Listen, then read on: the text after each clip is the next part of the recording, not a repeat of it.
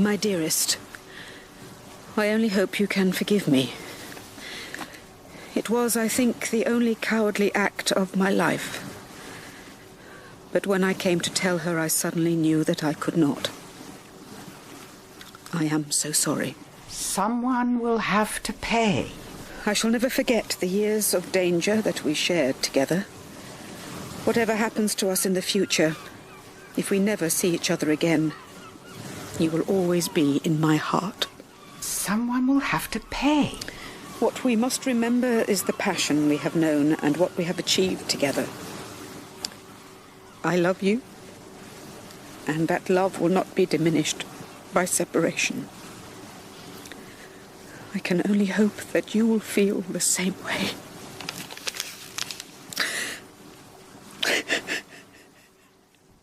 Someone will have to pay. What is it, Mum?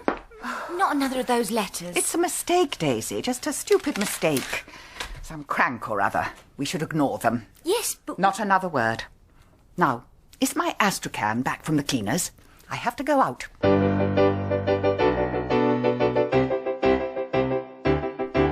Daunt and Dervish by Guy Meredith. Starring Anna Massey as Josephine Daunt and Imelda Staunton as Susan Dervish. With Bill Patterson as Mackie, Kate Buffery as Elizabeth, and Rupert Van Sittart as James. Episode 1. After the Ball is Over. Miss Susan Dervish? That's correct. And this passport was issued... At the British Embassy in Paris. Is there something the matter with it? No, simply that there's no record of your making the outward journey. That's because I didn't make it by orthodox means. Oh, I think that's my train. Welcome to England, then, miss. Yes, and you're welcome to it too.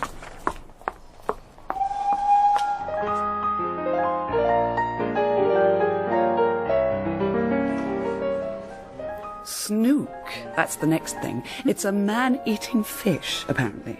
So we'll be getting our own back. And what does it taste of? Not very much, according to Jimmy. A bit like whale meat, but in a different colour tin. Say what you like about the war, but at least you could be killed with a full stomach. Ladies, are you ready to order? Afternoon tea, I think, Josephine? Oh, It's on me. I've got extra coupons.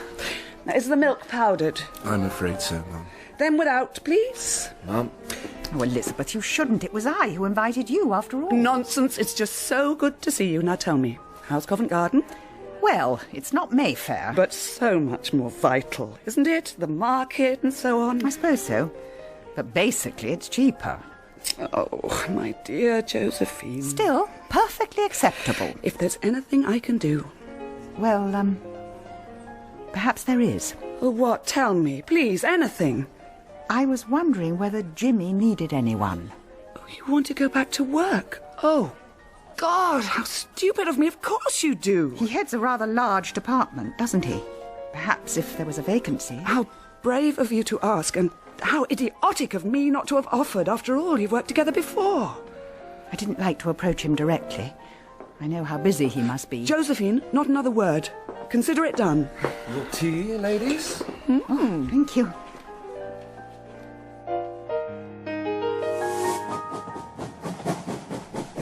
Penny for 'em? What? Your thoughts? What's running through that pretty brain, eh? None of your business. I know, but I'm a mind reader, ain't I? Can't help it. And I'm getting a single word. Stockings. Stockings? And I'm here to answer your prayers. Look at those. Sheer nylon, 15 denier. 5 bob a pair, if you could get 'em, which you can't. But you can from me, see? Will you go away, please? No, I was sitting here before you was. And there's a ladies' only compartment at the end of the carriage, which you didn't choose. So, what about a deal? I could lower the price to 2 and 6 under certain conditions. Perhaps I will go to the ladies-only compartment after all.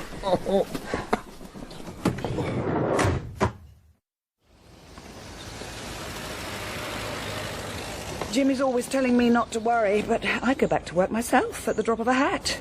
What does it look like otherwise, that I married him for his money? I'm sure nobody's saying that, Elizabeth. Oh, tongues wag, you wouldn't believe. But I'm afraid my modelling days are well over now. And I'm not qualified for anything else. Besides, I seem to spend most of my time running round after Charles. Oh, Charles, yes. What's he doing these days? Very little.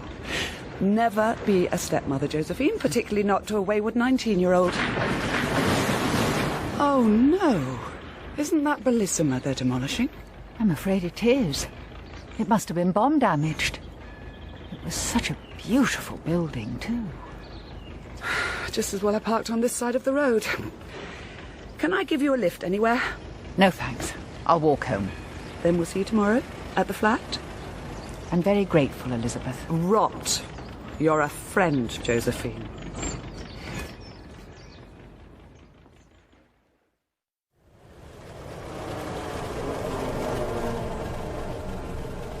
"48 made of ale. There you go. But where is it?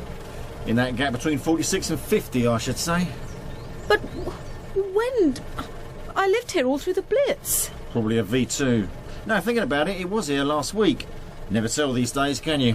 Must have come down overnight. Anywhere else I can take you? Oh, I don't know. An accommodation agency, I suppose. Someone will have to pay, and it will be you. When did this arrive, Daisy? It came under the door while you were out. I'm frightened, Mum. You don't have to be. There's a clear explanation. As I said, it's the work of a crank. Even so. And clearly for the previous occupant. Good Lord, how long have we been together? Do you really think I have anything to hide? No, Mum. Then come on, Daisy. What about dinner? Right away, Mum.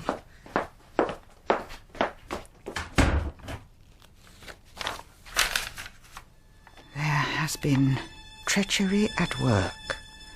Someone will have to pay, and it will be you.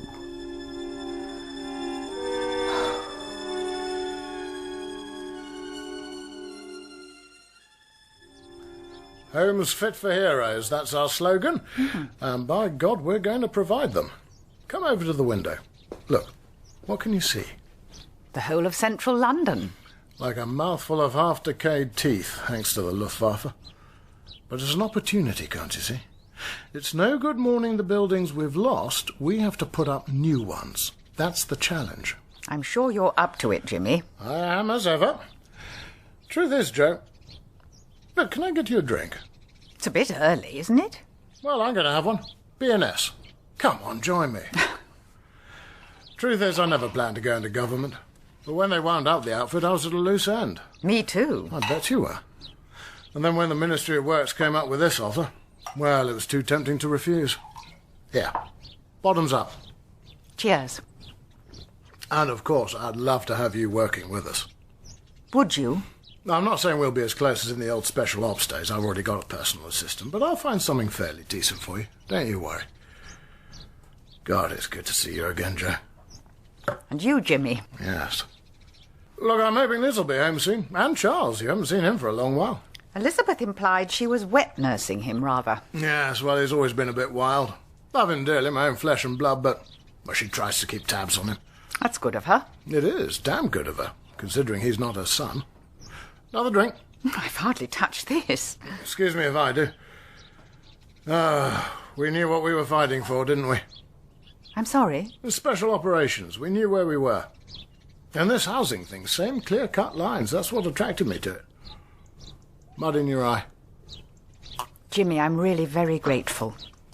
There's a reunion of some sort. Today, I think. Field agents down the road in Victoria somewhere. Oh. Didn't think I'd go, though. Always look forward, eh? Oh, just be careful to escape the wall, my And love. there they are, the prodigals. Just drop them in the bedroom, Charles. Ah, Josephine caught you. Elizabeth. Mwah. So, Jimmy, is it all fixed? Are the shouting? Oh, excellent. You've been shopping. Insofar as there's anything at all to shop for. But where's my package carrier got to? Charles? What is it? Charles, remember me? Josephine Daunt. What? Oh, yes. Come on, Charles, that's not very sociable. Ooh, are we drinking already? Splendid. A short life, but a gay one. Now, I'm for a gin and it. Charles, will you be joining us? No, I'll be in my room. Oh, manners.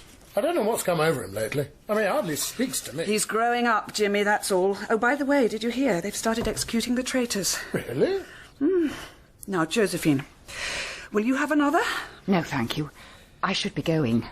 Oh, what a shame. Anyway, down the hatch.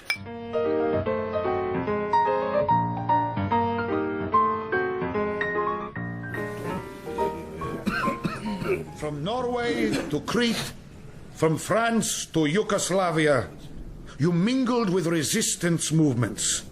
You helped bring their work to fruition. Europe salutes you, your bravery and your daring. Both you who are here and your comrades who never made it home. But we want this also to be a joyful reunion. There is a buffet, so help yourselves. Find old friends and celebrate what you have achieved.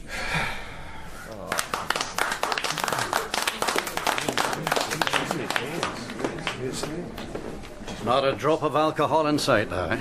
No, apparently not. Mark my words, in 15 years we'll be eating out of the hands of the Germans. Bill Mackie, by the way. Susan Dervish. And your remedy? Vote communist. Here, have a spam vol au vent. Thank you. Don't mind me asking, but aren't you a little... Old? Aye, I wasn't parachuted in anywhere. Son was, though. And he didn't... No. I'm sorry. It was the risk, wasn't it? Dare say you ran it yourself. Where were you? Around Paris, mostly. In fact, until yesterday. You came back specially for this?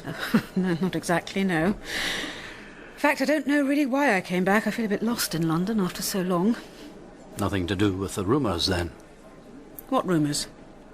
About the money. The money? Aye, the forgery.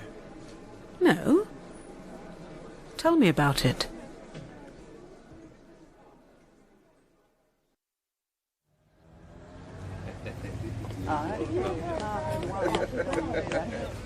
Lord Haw-Haw hanged. Get your evening news. William Joyce hanged for treason. Treason? Oh, paper, please. That's tuppence, please, ma'am. Thank you. Lord Haw-Haw hanged for treason. Treason? Treachery at work. Someone will have to pay. Oh, hey, watch yourself, love. And it will be you. I mean the other way up. Victoria, I'll change. And it will be you. Oh, sorry. No, excuse me, please. Sorry. Oh, ow! You can't look where you're... My apologies. I'm just trying to... Daunt? Who? Who are you? Susan Dervish. We met in 42. Oh. The first letter arrived a week ago. I didn't think an awful lot of it. Or at least I tried not to. There has been treachery at work. I haven't been in the flat that long. And there was no addressee, only an address. Of course, it was odd, but I genuinely believe that it wasn't meant for me. Why would it be? Then the second letter came? Yes, and that's what rocked me. When I realised that perhaps someone really does have something against me. Mistakenly, but nonetheless. You've no idea what they refer to? None at all. I mean, they're obviously threatening letters of some sort, but not exactly blackmail. Nothing's being asked for. Why haven't you gone to the police? Everyone knows how undermanned they are. They haven't recovered from the loss of manpower during the war. They don't have time to solve proper crimes, never mind investigating what may be completely baseless fears. Yes, but they... Oh, can you catch the eye of that nippy there? When I bumped into you, you were genuinely upset. What were you running away from? That's the stupid thing. I don't know. Hearing that Lord Haw-Haw was hanged... That's a bloody good thing. It suddenly hit me that perhaps I'm in more danger than I thought. Yes, please. Oh, could I have the bill? Thanks. But if you haven't done anything wrong... How can I prove that, if I don't know what I'm being accused of? Oh, good point. Impossible to prove a negative, and so on. Oh, well, I'm pleased you're managing to take it so philosophically. I'll try to do the same when I face the drop. It's not amusing, you know. No. I was just remembering. When I first came through your office, I thought you were awfully toffee-nosed. Well, I suppose you are a bit, aren't you? No, I'm not. All right, not stuck-up, perhaps, but an Englishwoman from a certain background. What's that supposed to mean? You're an Englishwoman too, aren't you? Sort of. I don't particularly feel it. You know, my mother was French. That's why I was hired by SOE. But what was the name of your boss again? James Vavasor. Ah, yes, that's right. Oh, a different slice of England, you two. But still, it was the same war for all of us, and anything was better than a dreary desk job. Not that yours was, dreary necessarily. Oh, it had its moments. But I envied you and people like you. If I'd been 20 years younger...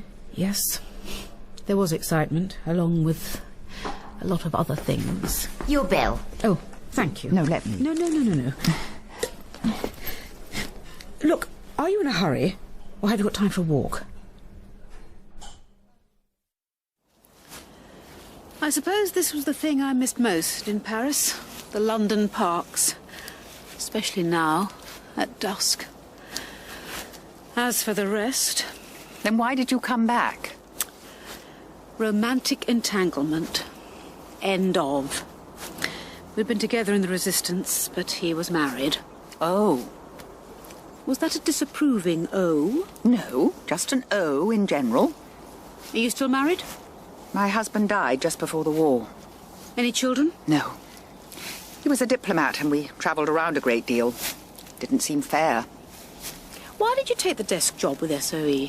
Well, like you, I wanted to be active in some way. Still do. Besides, savings don't last forever.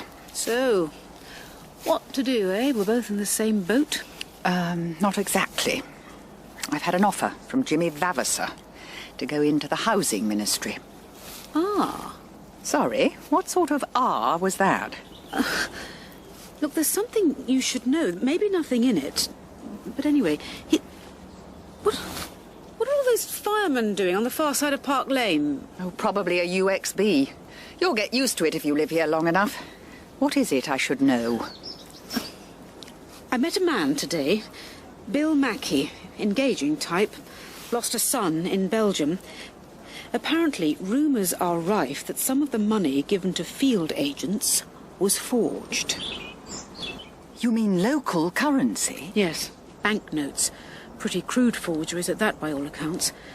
And that in more than one case it led to their detection. And subsequently, well, you can imagine. But how can that be? We did hand out stocks of cash to all agents. I did it myself, but... Oh, no, wait a minute. You think this might be linked to my threatening letters? Well, it could be, couldn't it?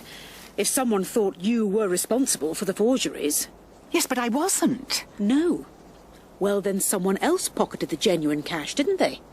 Question is, who was it? Good Lord! Unexploded bomb as was.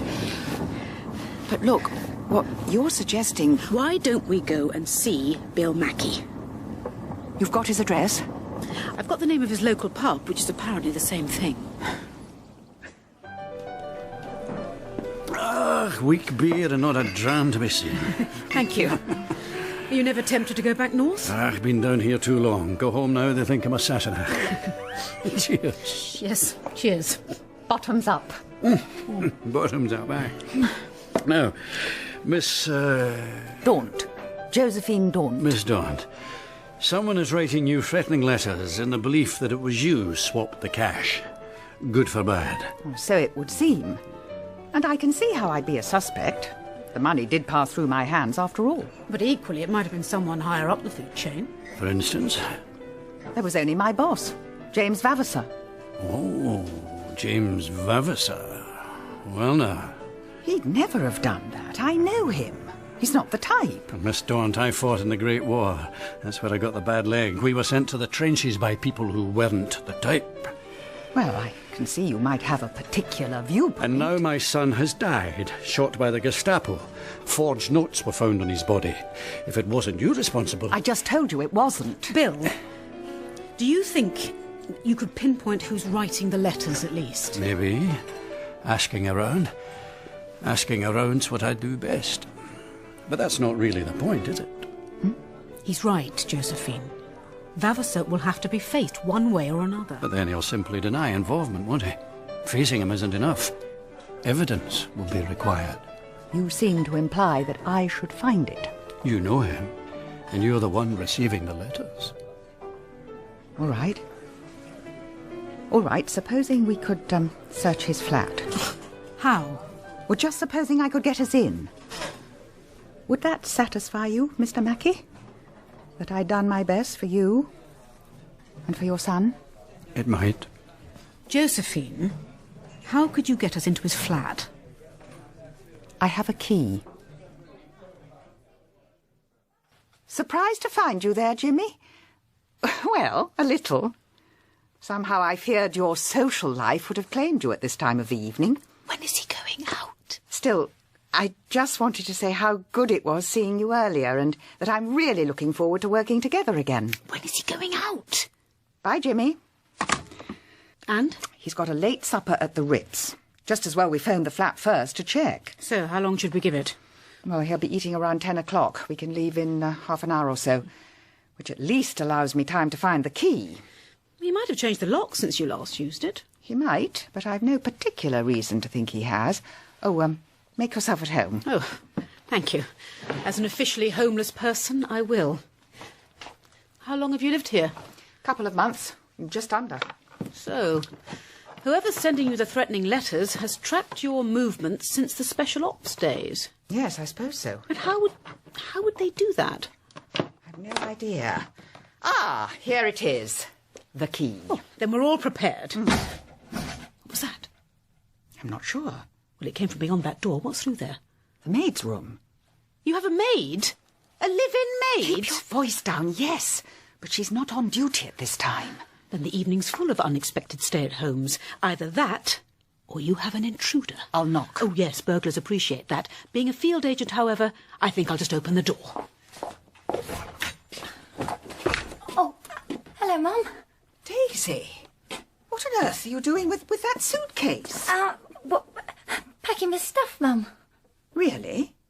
Because, actually, some of that stuff is mine. Don't take me to the police, Mum, please. Daisy, if I was going to take you to the police, why would I bring you to a Covent Garden cafe first? More caff than cafe, and not a good time with porters setting up the market. I can't see a waitress anywhere. But in all our years together, Daisy, you've never stolen anything. I know, but as I was leaving, I thought it was safer. That's a fair point when you think about it. Oh, 3 mugs of tea, please. And it was only that scarf. Well, 2 of them. But I loved them so much. They were silk. Calm down, girl, calm down. All right, let's ignore the scarves. Why were you leaving in the first place? It was what I said to you this morning. Those letters. I was scared. But I told you it was all a mistake. The letters weren't for me. But they were. The man insisted. What man? The man who delivered them. You never said you'd met someone delivering them. Just the ones. The letter that came last week. I was taking the rubbish outside. I opened the front door and there he was. Daisy, I can't believe you didn't tell me this. What sort of person have I been employing all this time? You hide important details, you take scarves, which I would gladly have given you if you'd only asked. Oh, tell me something, Daisy. Am I totally unapproachable? Well, there's a question which answered itself. Daisy, what did he look like, this man? Youngish, but sort of worn, bitter. Oh, an ex-operative for sure, as Bill Mackie suspected. And he handed over the letter and scampered away? Yes, more or less. Can I go now, Mum? Well, go where? To my sister's up in Kensal Rise. I was going to stay with her. Well, Daisy, I can't stop you. But I want you to know that over the years we've been together, I've come to depend on you. You've always looked after me very well, and I'd be sorry to lose you. But yes, off you go to your sister's for now. Sleep on this, and then let me know what you decide, Daisy. Thank you, Mum. I will. Oh, and here, keep the silk scarves. Oh, thank you.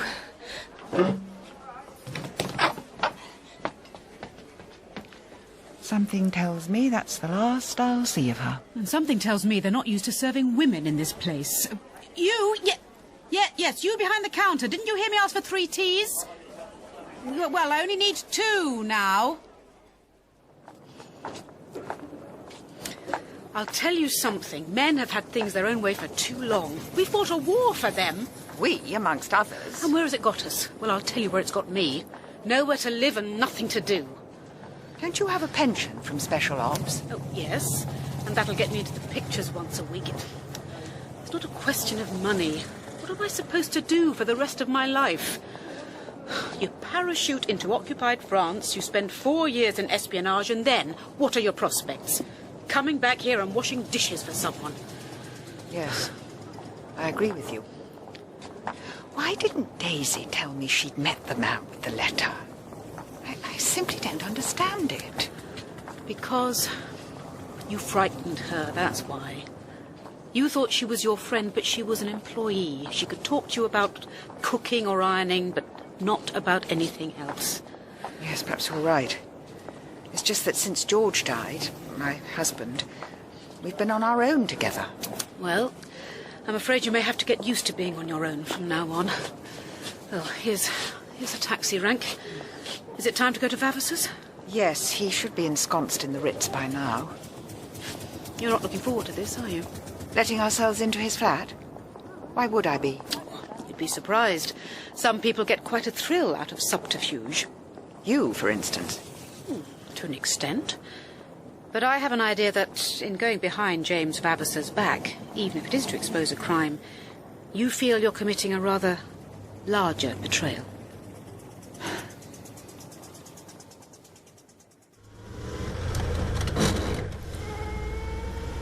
So, you had an affair with James Vavasor? Well, that depends on your definition of an affair. Neither of us was married at the time. He was between his first wife and his second. We were working long hours at SOE, and sometimes we'd end up back at his flat. Listen, Josephine, if you're unhappy about this, I'll do it. Why should you? It has nothing to do with you. It's in my nature, I suppose. Being part of the action. That and a heightened sense of justice. Like Bill Mackie. He had a point. But it isn't just him who got to you, is it? How do you mean? Well, you suspect there's something strange about Vavasor too, don't you? Otherwise we wouldn't have come this far. Which number, Berkeley Square, miss? Oh, just drop us on the far side. Jimmy's a bon viveur. That's part of his charm. But he goes through money like water, on top of which his first wife took him to the cleaners. And then there was Charles. Charles? His son. Something of a rebel for ever getting kicked out of schools. Blew up the chemistry lab in one. Not a cheap child to maintain. But at some point, Vavasor's financial problems seemed to disappear. He said he'd been left some money. But listen, Dervish. Susan, please. I want you to promise me something. We'll go in, but if we find nothing, we'll drop the whole investigation, all right? That's my condition. It's a deal.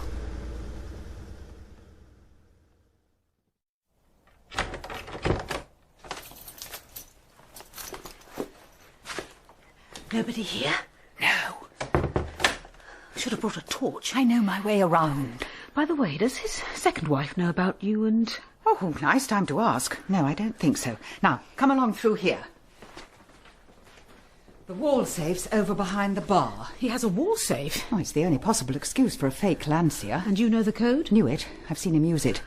I may only have been a desk operative, Susan, but I'm not entirely stupid. I have a very good memory for a start. Oh, I'm impressed. What else? A physics degree from Cambridge. Will that help? Yes. Newton's first law tells me that this dial will remain at rest until I push it. So, and so. Oh, well done. But remember your promise. If there's nothing in here... Yes, well, let's get to work quickly then, shall we?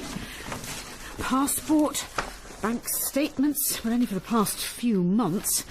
A fair amount of money going through, though. What have you got? A list of addresses, handwritten. Here, bring it over. Over by the window here, there's more light. Well? Oh, each address has a date next to it. Running up to this week. Oh, yes. Oh, no, that's interesting. Oh, help yourself. Oh, no, sorry, but look. Damn it. What? Elizabeth and Charles. Where? Down there, getting out of her car. Come along, we have to leave. Well, they seem rather matey, don't they? Susan, come on. It's all right, I'm coming. Well, let's put everything back. Well, perhaps not everything. But you promised. Yes, but I think these papers are evidence of something. Not what we came for, perhaps, but...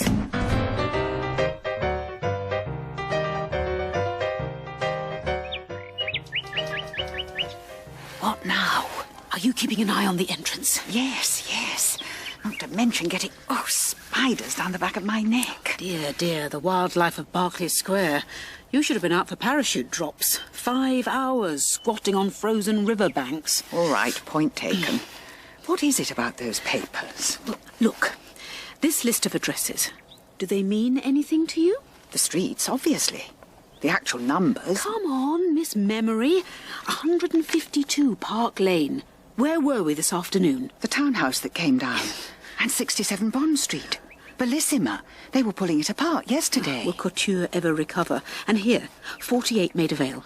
That was where my old flat was, destroyed sometime last week, and if this date's to be believed, on Thursday. All right, but that's part of Jimmy's job. Let me take a guess at something. This Bellissima place, the building was run down, right? Not at all. It was original Regency, perfectly preserved.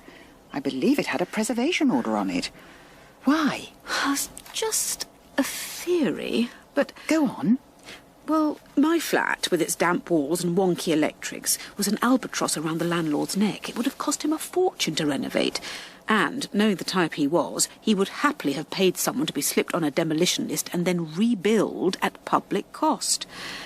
But if this Bellissima place... had a building preservation order on it under the terms of the Town and Country Planning Act of 1932, it might come to the same thing.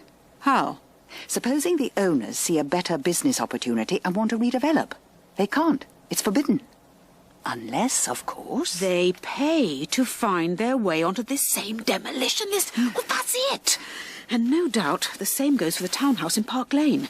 Whoever owns it has some reason for wanting it pulled down for nothing. So you think that Jimmy's... He's got an eye for the main chance, that's for certain. But go back to the wall. What agent is going to check whether his money is genuine when he's flying off into the face of danger? And now, who's going to bother about a few extra buildings coming down when half of London's being demolished? That's it, all right. What's that? A nightingale. No, the door to the block. Elizabeth and Charles coming out. She certainly sticks close to him. All right. Let's go back in, see what else we can find. We don't need to, Josephine. Of course we do. You think you've got a monopoly on right and wrong? If there's a fraud taking place, I'm just as keen to expose it as you are. No, I mean, we don't need any more evidence. This list is enough. Look, there's another building here with today's date next to it. If we go there, what do you bet against it being a large pile of rubble?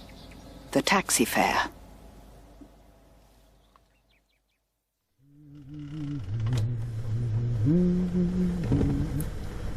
Were you very attached to Vavasor? Oh, you know, it was wartime. The bombing raids were pretty regular. One always expected to live till the morning, but there was no guarantee of it. You didn't want to die alone?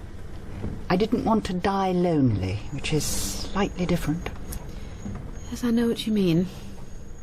I went through a terrible time after my husband died. It wasn't tragic or unexpected, but even so, the not having children thing turned out to be a mistake.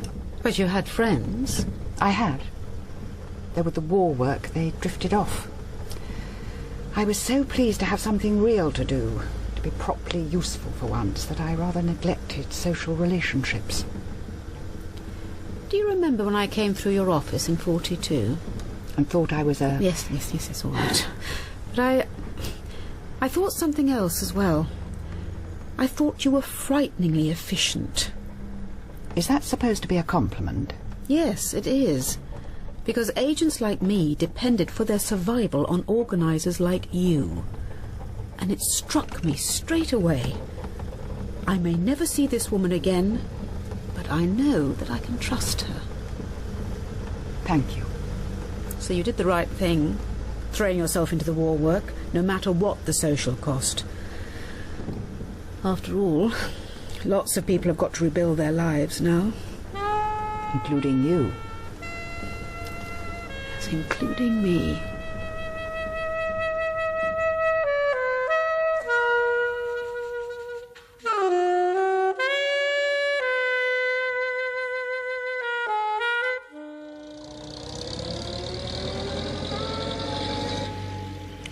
"75 Sloane Street?" 75 Sloane Street.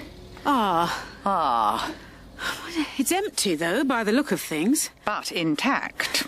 Yes. So where does that leave us? Apart from not facing a gang of criminal conspirators, which I have to say we're ill-equipped to do. You forget I can use a gun. Do you have one? No. And I think we should turn over what we have to the police, don't you? And let them work it out from here. I suppose. Shame, though. The chase was rather fun while it lasted, wasn't it? I have to admit it was. Ladies! Elizabeth! I think hands in the air is the accepted etiquette when faced with weaponry, don't you? An M1911 Colt. That's a sizable gun. Which is why I'm glad I'm on this end of it. Now, down the iron stairs to the basement, please.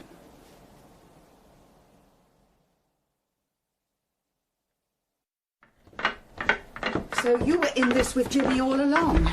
Not quite all along, no. He started the forgery business without you? Oh, yes, he was corrupt before I met him, though that was part of the attraction, I do have to say. Elizabeth, I don't think you'd use that gun. Oh, how sweet of you. That's the nicest thing anyone said to me all day. Josephine, don't... On the other hand, when you've had the sort of day I've had, just go through that door and you'll see whether I'm capable of using it or not. Charles, why are you doing this? What did I ever do to you? Unlock me. Jimmy! And the gang's all here? How's it going, Charles? Just making the final connections. A homemade bomb. Nitroglycerin and a blasting cap. And a timing device. 3 minutes should be sufficient, shouldn't it? Oh, I should have said so. Elizabeth, what are you planning? Planning? I'll tell you what we're planning. All my life my father's had different women. Now why shouldn't I? Elizabeth and I are in love, you see. I told you they looked matey. Elizabeth, is that true? Some bits are. When you die, Charles will inherit. Though, as he's still a minor, I'd have to take care of him. And she does take care of me very well, Father. So which bits aren't true? Well, the fact that I'm actually going to look after him. Sorry, Charles, but I really think you might have worked this out. You're surplus to requirements. How do you mean? Well, I mean that if you were to die as well, I'd inherit alone. What? Still, we've had some fun, haven't we, these past couple of years? Not every teenager gets to bed an ex-model. After all, count yourself lucky, Charles. Sweetheart.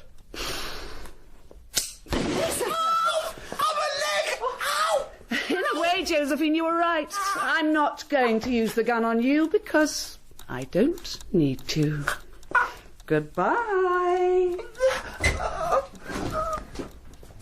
Do something! Somebody do something! I'm chained up here! It's locked. And the windows are barred. We can't walk out on these two anyway. Charles, can the bomb be disarmed? What happens if we disconnect the timer? It's booby-trapped. And how do we get round the trap? How could she do that to me? I loved her. I don't want to live. Oh, well, that's handy. Susan, you must have planted bombs in France. Planted them, not diffused them. Please! So it's down to me, is it? You know your way around bombs? No, but I know a little about science. Ah, the Cambridge degree. Well, actually, it's not a degree. They didn't award degrees to women in those days. They didn't? That's disgraceful. Yeah, still, equality's come on a little since then. For God's sake! But I think, and I could be wrong, that this red wire's carrying the charge to the mercury fulminate. I don't want to rush you, but there's about 12 seconds. On the other hand... Oh, yes, there's also the black wire. Very clever, Charles. Josephine... But the thinner of the two is going to heat up faster, isn't it? So it's definitely the black, isn't it, Charles? Josephine, just choose. Very well. Freshman stuff, really.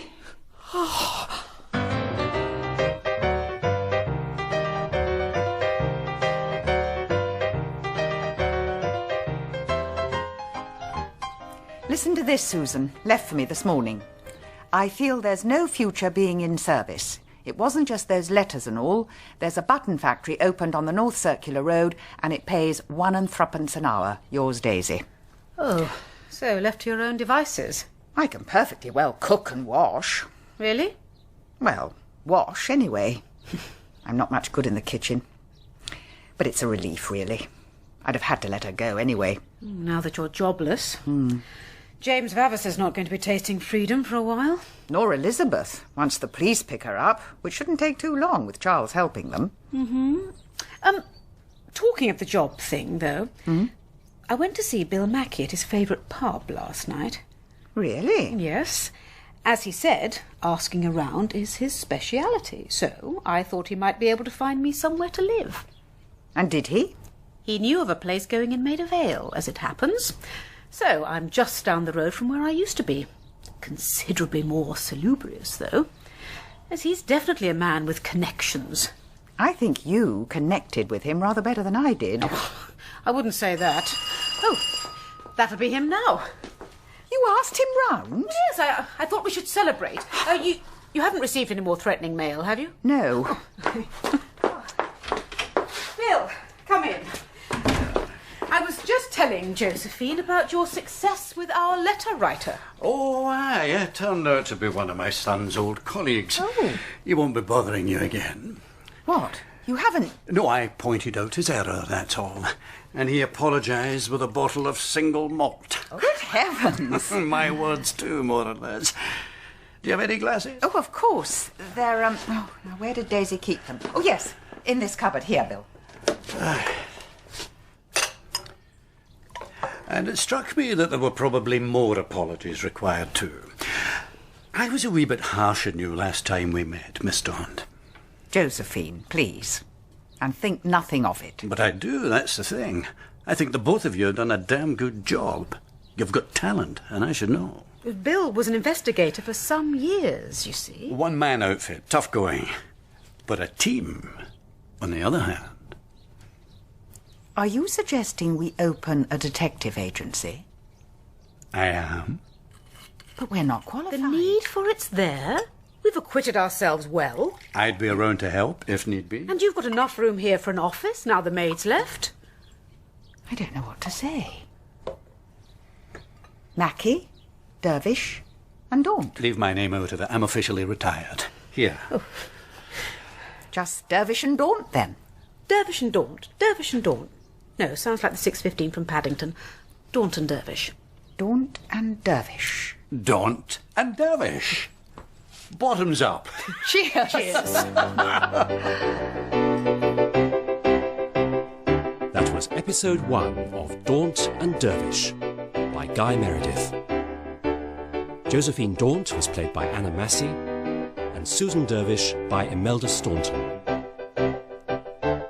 Bill Mackie was played by Bill Patterson, Elizabeth Vavasseur by Kate Buffery, James Vavasseur by Rupert Van Sittart, Charles by Ben Crowe, Daisy by Beth Chalmers, the Customs Official by Andrew Harrison, and the Salesman by Stephen Critchlow.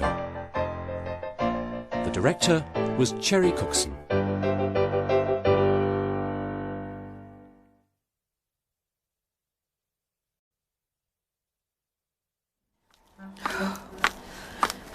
But Josephine, she didn't pay us. She foresaw the prospect of paying us. What on earth does that mean? When said by a clairvoyant, rather more than it might otherwise. But Madame Januszki is a fake clairvoyant. Now then, Susan, that's where we have to be careful. We may privately believe she's a fake, but we were hired to clear her name. And I think we proved, against allegations of fraud, that there was an element of truth in all her predictions.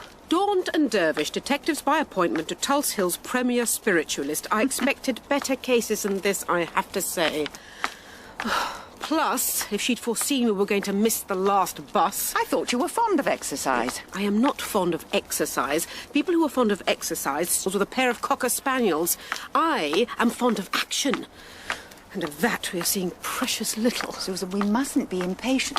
I say, look! Oh, yes, a taxi! You cross the river and civilization finally exists again. No, over there, on the parapet of the bridge, that woman.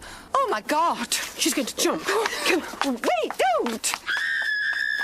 Oh, quick, the river police. Oh, damn the river police. Here, hold my shoes. Susan.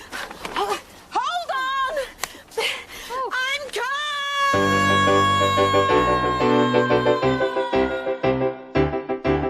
Daunt and Dervish by Guy Meredith.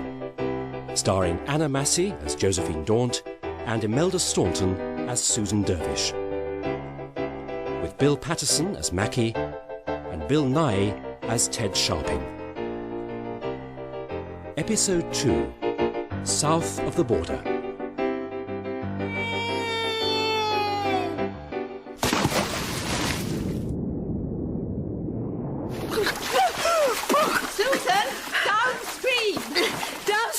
She's gone under again. Oh, bloody hell.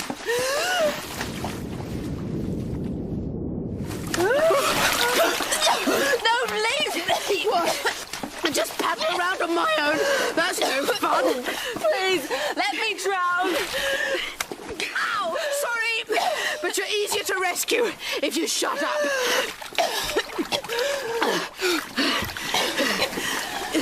Here, Susan. There are steps under the water. I found them. Come on. Dry land. Oh, you poor dear. How are you? A bit chilly, thanks for asking. No, I meant this unfortunate girl. What could have caused you Get away from me. Get away from me, both of you. Now then, calm down. We need to get you dry. Where do you live? It's none of your business. Why did you interfere? I don't want to live. Can't you understand that? Frankly, after 6 years of war, no. Well, I suppose we'd better take you back to my flat. That's in Covent Garden. No, leave me. The taxi's waiting at the top. Susan, help me get her in. I don't want to. Oh, yes, of course. Right. Is there room for me as well?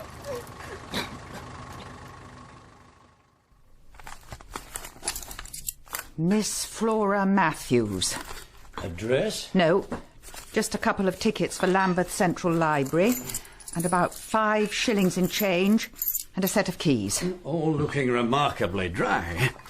Here, Darjeeling. No sugar, of course, but real milk. Oh, Bill, you shouldn't. What a treat. Just so long as I don't have to drink it.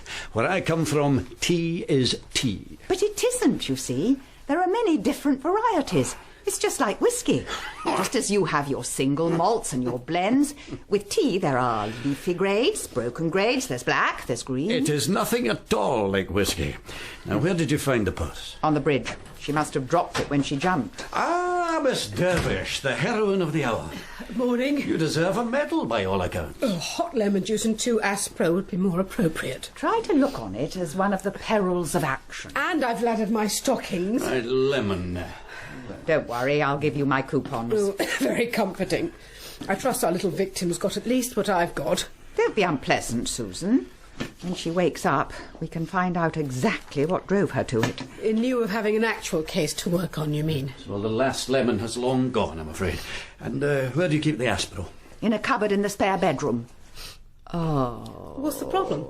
Just wake her up. What? She's got a bottle of Aspro in there. I wasn't thinking. Flora? Flora? Are you all right? Oh, she's locked it from the inside. Here, Flora, just open up, will you? Ladies, if you will stand by. This looks like man's work. Oh, Bill, is that absolutely... Oh. Flora? Out through the window, I'd say. Well, the Aspro's here at least. Perhaps she went for a lemon.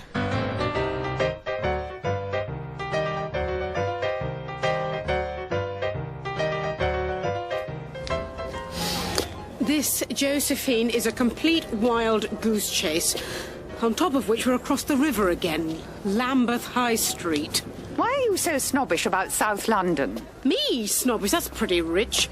Until we went to see Madame Januszki, the nearest you'd come to South London was the bottom end of Bond Street. We are in a foul temper today. I just don't like being unwell, that's all. So speaks the war hero. Anyway, it's not a wild goose chase. We now have Flora's keys and the address of her lodging house. Only because the librarian wanted me to stop breathing over him. Plus, we have a responsibility. You rescued her from drowning. That doesn't make me her guardian angel. We could just report her missing to the police. Attempted suicide is a crime. Do you want her arrested on top of everything else? It would stop her jumping off bridges, at least. Ah, here. Number 23. Now, this looks like the front door key. There we go. Coming in. Yes, yes. This other key is presumably for her room. Whichever one that is. Goodness, it's dingy in here. Not to mention rather damp. It's only 500 yards from the river, which I might remind you is extremely damp. Question is, which of these rooms is hers? There are enough to choose from. Oh, look, maybe we could ask this gentleman. Excuse me, could you... Out of the way. Let me through. Manners, please. What was his hurry, I wonder? I don't know, but something tells me we should check upstairs. You don't think... What?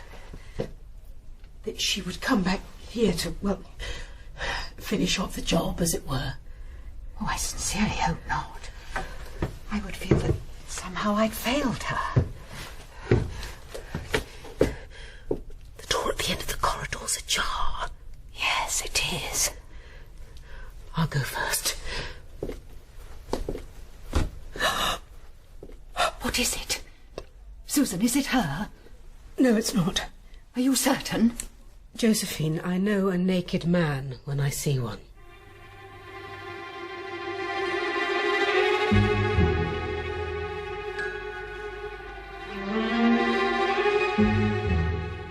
So, let's get this straight, shall we? You discovered the body on the bed here at about 12:30 p.m, having entered this house shortly before, searching for a Miss Flora Matthews, in possession of whose keys you were. That's correct, Inspector. Fearing that the aforesaid Miss Matthews might be intending to take her own life. In a non-illegal sort of way. Meanwhile, out there on the staircase, you were passed by a man in a hat, an overcoat, and a hurry, whom you are unable further to describe. Well, it was rather gloomy. You'll have noticed yourself. Miss Daunt, Miss Dervish. Dervish. Daunt.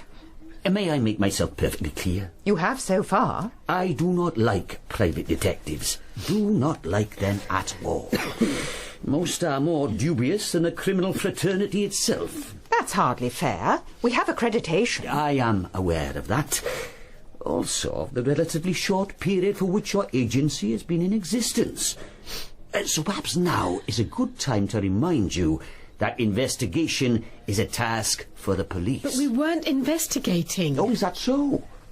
Do I take it, then, that you were simply blundering at random into rooms occupied by naked corpses, suffering from fatal knife wounds? No, this is Flora's room. Her clothes are in the cupboard. We're not on a case, that's the point. Then heaven help us all if you were. Excuse me, sir. Yes, Sergeant. Preliminary doctor's report on the body, sir. Yeah, out on the landing, man. We don't want these two clapping eyes on it. Maybe we should have just walked out of here without calling the police. Hardly an option. I think we were duty-bound. What do you make of him? The inspector? No, the corpse. Around 40, just under 6 foot, well-built. Couple of scars. How long do you think he's been dead?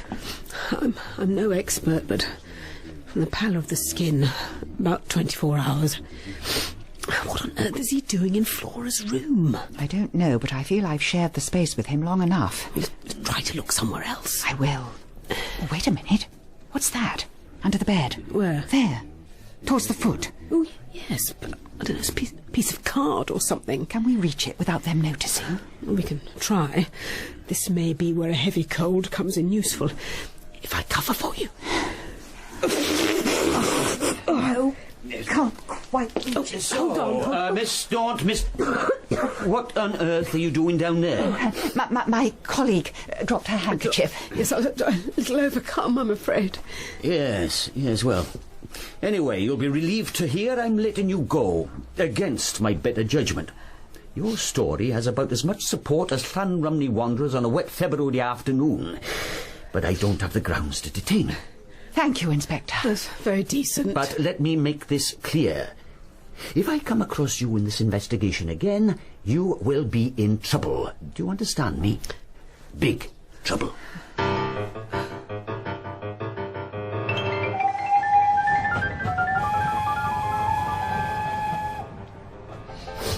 Oh, this is more like it.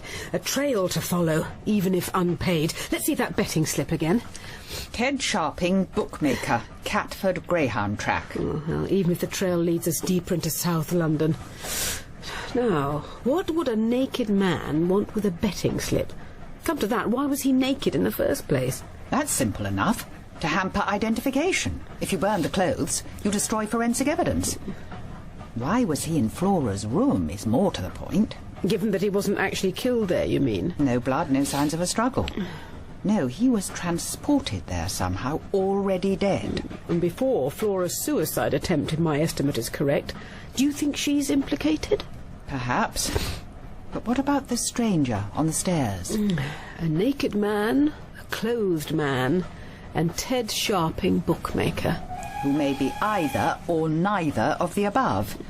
Oh, this looks like Catford. Oh, yes, I'm afraid it does. Oh, come, friendly bombs. Susan! It's not something you understand if you're born in Cheltenham. And it's number 3 ahead of number 1, saving grace. Number 3, Danny Boy, looking strong on the inside, but it's number 6 coming fast on the outside. Number 6, Jimmy Max sprints, and he's past the post. Again. Oh, 8 bets, 8 losses. Perhaps we can make it up in the next race. Josephine, there is no next race. If only one could bet on the hare. Oh, if we did, it would be beaten into second. Well, perhaps it's time we had a word with our bookmaker. Yes, in all the excitement, I'd slightly forgotten the object of the visit. Still, I have to say, point to point's more my thing. Why do people bet on greyhounds? Because they abolished cockfighting. Oh, there he is. Ted Sharping. Hurry on, ladies and gentlemen. I've got an home to go to, even if you haven't. Alive enough, at any rate. Mr. Sharping? That's what it says on the box, don't it? Let's see your ticket. I'm afraid we didn't actually win. Really? Well, this isn't actually Swan and Edgar. There's no money-back guarantee. It's not that, Mr. Sharping. We'd simply like to ask you a few questions. Nah, not the Rozzers, not you two. Not exactly, no. But if we said it was something to do with a man found dead earlier today... Man found dead? What's that got to do with me? One of your betting slips was by the body. Well, sometimes people take it hard when they lose. You can never tell. Now, if you'll excuse me, I have to pack up. This wasn't suicide, Mr. Sharping, not unless he was a contortionist. He was stabbed in the back of the neck. Now, look, it's not in my nature to be unpleasant to ladies, but if you continue with what sounds suspiciously like accusations... Please, Mr. Sharping, calm down. We have no particular interest in the man himself, whoever he may be. We're more concerned to find a Miss Flora Matthews, in whose room the body was discovered. Find Flora Matthews? Yes, well, do you know her? Well, I hope you enjoyed your evening, ladies and gentlemen. And don't forget our next meeting here on Saturday. Mr. Sharping? Where is she? Where's she gone? That's the point. We don't know. Is there perhaps somewhere private we can talk? Yeah, my car.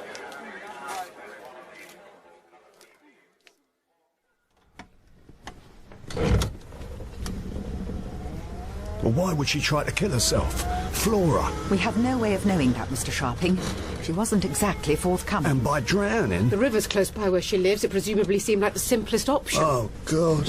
When did you last see Flora, Mr. Sharping? What? At the track a couple of days ago. The track? She was a barmaid. Too good for it, but... You just let her walk out of your flat. Climb out. I feel bad about it too, Mr. Sharping, I promise you. Can I ask... What is your relationship with Flora? My relationship? Yes. My relationship is... that I love her.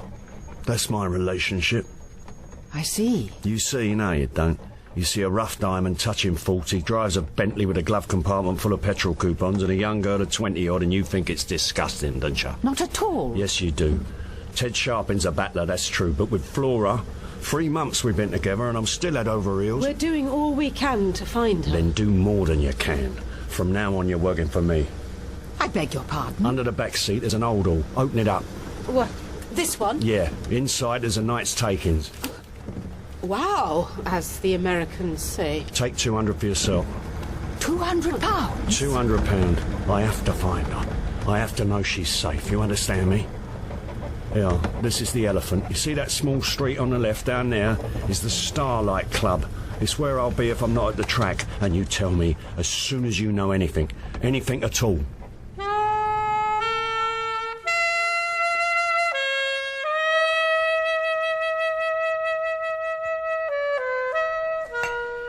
Right, this'll finish a cold off quicker than lemon juice.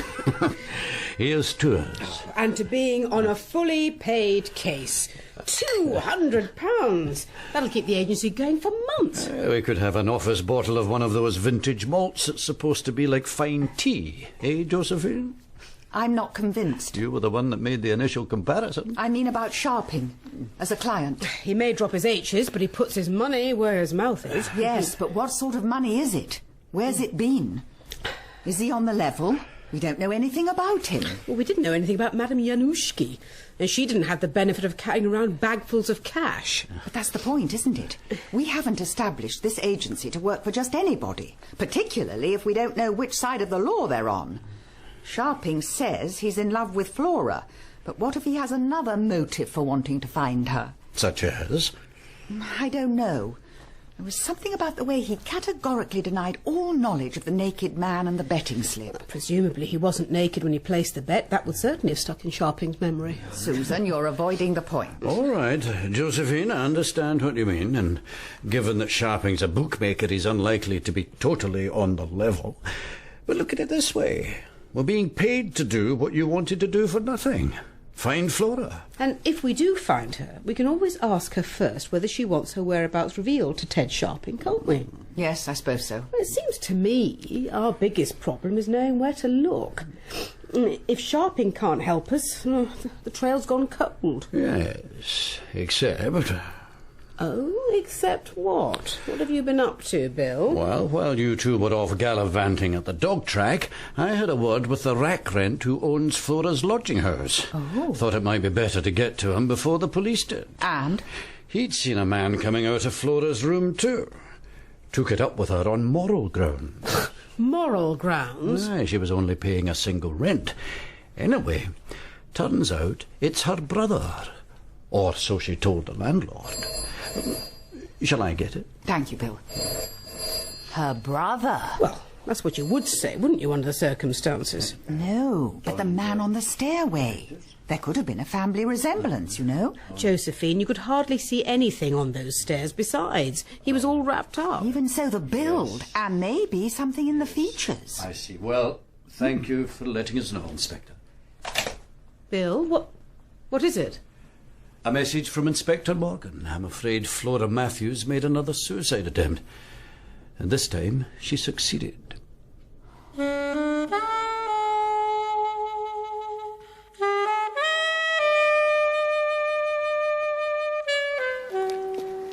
I have to admit, I'm dreading this. Breaking the news to Sharping. He's got quite a temper. I'm sure we can handle that. It's Josephine I'm more worried about. She took it hard. She shouldn't blame herself. She could hardly have watched Flora day and night. She's too sensitive. Well, that's the difference between us. I'm thicker-skinned. Comes from being a field operative, I suppose. Aye, when you've seen combat, you're never the same person again.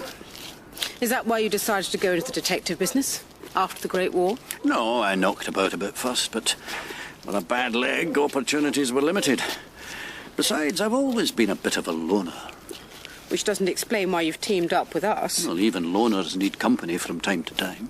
And is female company more acceptable than male? Depends on the females concerned. Right, here it is. Oh, Starlight Club. Strictly members only. Don't expect ballroom dancing. Illegal gaming would be my bet. It's a logical extension from the dog track. Well, in any event, I have a premonition Sharping isn't going to take the news about Flora at all well. I think it's just as well we left Josephine at home.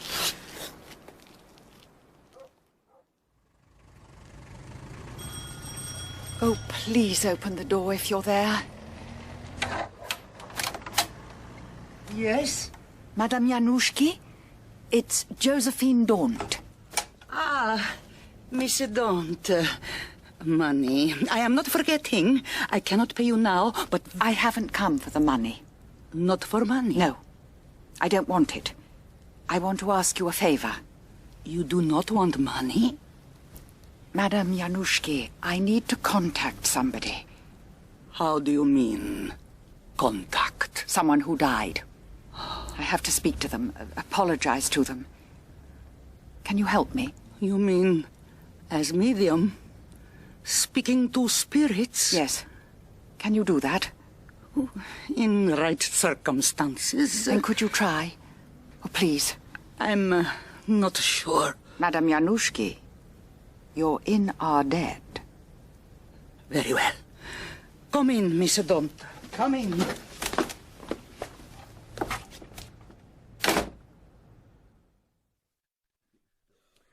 I'll place your bets, ladies and gentlemen. She jumped from Lambeth Bridge again, apparently. Washed up way downstream. I'm so sorry, Mr. Sharp. Flora. Flora. The body has been identified. Apparently, there was no doubt. You said you'd look for her. You said you'd find her. We had no chance, Mr. Sharping. We were notified shortly after my colleagues met you. And there was no letter? There was nothing? Not so far as we're aware. Oh. Obviously, we can't be sure where she was between the time we last saw her and... If you wanted any more details, you could contact the police. Oh, I was there, the police. They're going to help a geezer like me, aren't they? There's a laugh. Place your bets for another go. Everything was going right. Everything was set up. All this would be legit in a few years. Gaming clubs, you mean? Gaming clubs, off-course betting shops, the lot. They can't hold out forever. They'll have to licence it. It's what the working man fought for. She could have lived like a queen. And now... Why? Why? We may never know, but... Just on the off chance, did Flora ever mention a brother to you? Yeah, Ronald or Robert or something. What's he got to do with it? He'll need to be informed, at least. You've no idea where to find him. No, get out, get out. I want to be alone with this. Yes, of course. And under the circumstances, we couldn't charge a fee. We're returning your money.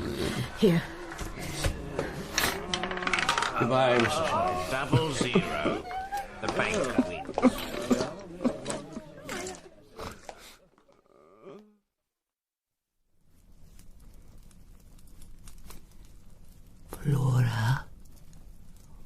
Flora? Are you there? Oh, Flora Matthews, you are unhappy. Speak to me. Speak through me. No good. I feel nothing from other side. And you normally would you? You doubt my powers? No, honestly. All right. I admit when we last came to see you, we were sceptical. But, I just mean, if she was there, would you expect to contact her? Disturbed souls, yes. They speak more dobrovolny, more freely. Still, I feel nothing but... from you. Yes. From me, yes. From you I feel death. Close by. What does that mean? You have seen someone after they passed over. Was it her? Oh, no. It was a man. I have no idea who he was. But he did not die peacefully. No, I should say not. Then take my hands, please. Why? Take them. It may help. Now, think of this man when you saw him. It's not a pleasant image. Just concentrate, eh? Concentrate, yes. Yes. Now there is something. What? Shh. Shh. Madame Januszki? No, it's me. My God. Who's there? Who's listening? I am. My name's Josephine Daunt. Are you the man on the bed? Done for me. Done for me. Who did? Ted Sharping? Tell me, who are you? Pretty. Pretty. Who is? You mean Flora? No. Flora here.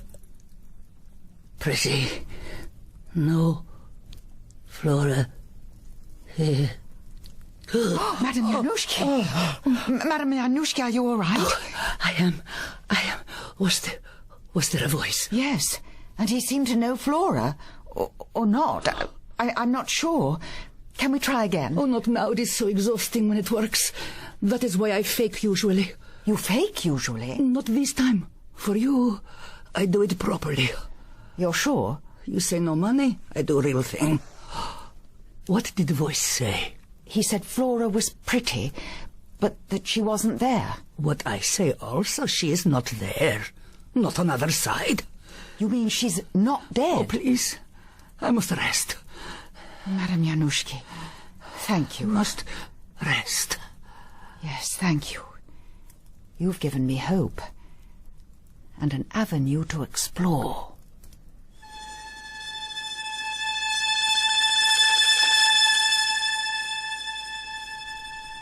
Please follow me, ladies. Thank you. 2 questions.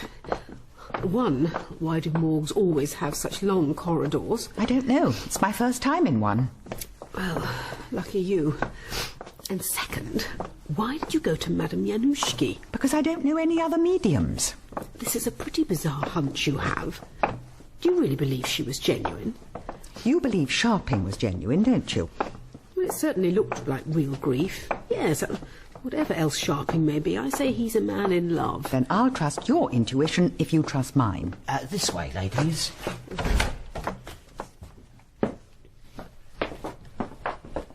You'll find it rather chillier through here. Oh, yes, it is a little. Could I ask, as a matter of interest, who identified the body first? I thought you would have known that if you were cousins of the young lady. It was her brother. Ronnie. Ralph, I think. Ralph! We're not a terribly close family, you see. And, the police called him in, did they? I believe he contacted them. Oh, I wasn't on duty at the time, but he turned up here apparently fearing that his sister's body might have been washed up. Something of a long shot, wasn't it? Not if you know Greenwich Morgue, I'm afraid. Yeah, but people who throw themselves in often end up here, the bend of the river. And you get a lot of young ladies? Sadly, yes. Affairs of the heart. Now, if you'd care to take a seat, I shall bring the body through. You will then be able to take a brief look. Thank you. Thank you. Well? All right, I see where you're heading. Flora throws herself in and, if she's a decent swimmer, hauls herself out again under cover of darkness a couple of 100 yards downstream. Having taken care to establish that there were witnesses watching the jump, which was where we came in. Unfortunately, from her point of view, since you followed her over the parapet. Fools rush in. So she does a repeat performance, which this time includes the denouement of brother Ralph turning up here, who then identifies any poor girl they fished out recently as his sister. Exactly. So Flora is officially deceased. Well, but why? Why did she fake her own death? That I'm not sure of yet. But perhaps we should make sure my theory's correct first. Now, I should warn you, it is often distressing to see your nearest and dearest in these circumstances. You're sure you wish to proceed? Yes, please. Very well. I shall count to 3 and remove the sheet. 1, 2, and 3. You look surprised. Is your cousin much changed? Yes, she is. A very great deal. Unrecognisably so.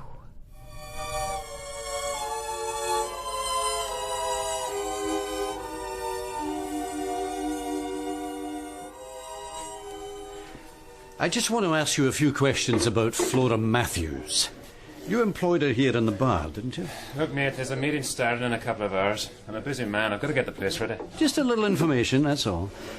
Would a quid help? Yeah, You could change it into threepenny bits and use them on the speak your weight machines. You get a load of information off that. Yeah, all right, let's call it a fiver. Show me. Go on, then. What sort of girl was she? Not your usual sort of barmaid. Someone said she came down from Nottingham. Well-to-do family, and business went bust. Willing enough worker, though, till now. And she was seeing Ted Sharping. Is that right? And I hope it doesn't explain why she's missing. What's that supposed to mean? Sorry, mate, the meter's run out. Oh, you want more money? Well, let's see what I've got here. Oh, no. No, that's not cash. It's the back end of a billiard cue. Wore it down with my favourite shot, the cannon. Are you threatening me? Yes, I am. I gave you a fiver, and I want some proper answers. Who else has gone missing around Ted Sharping? You just need to use your eyes. Out there on the track, the next box to his is empty. It belonged to Dan Pretty. Dan Pretty, yeah. And they were business rivals? Yeah, not just here. Yeah. South London generally. The whole gambling scene. Looking to carve it up between them. Wouldn't surprise me if a different sort of carving went on. Have you mentioned that to the police? They haven't been here. What's one gangster more or less to them? Now listen, that's it. If you're going to hit me, hit me. But you're not getting another word. Don't be ridiculous.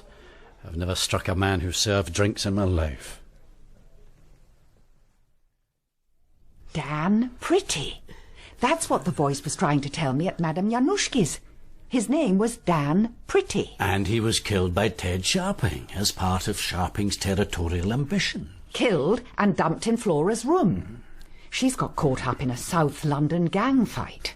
It's as simple as that. Wait a minute. Well, not quite as simple as that, surely. Are you saying that she faked her own death? Well, that she and Ralph faked her death just to get out of the way of the flying flick knives? Well, if she was scared... Oh, if she was scared, she could just take the next train back to Nottingham. No, I don't believe it. So what's your theory? Well, I don't have one. My head's not clear enough. I think it was that morgue. Susan's right. Flora has gone to an awful lot of trouble to disappear from the scene. She must be up to something. Actively up to something. Question is, what? Well, how about blackmail? Blackmail? Yes. If she knows Sharping killed Dan Pretty, she's in the perfect position, isn't she? Apart from being officially dead. No, that's all to the good. It means she can threaten Sharping and stay out of the way of revenge. Oh, sorry, no, you've lost me. All right, she can send an anonymous blackmail letter, maybe even pick up the cash, but sooner or later Sharping's going to realise it's her doing it, isn't he? I mean, who else could it be? Who else? Why do you think Flora let Sharping know she had a brother? Oh, yes. It wasn't just lovers' chit-chat. Sharping is going to blame Ralph, isn't he? And he's going to find Ralph far more difficult to trace. Flora's dead, and brother Ralph disappears. The perfect plan. And then Ralph and Flora share the loot afterwards. All right. Very clever. Except...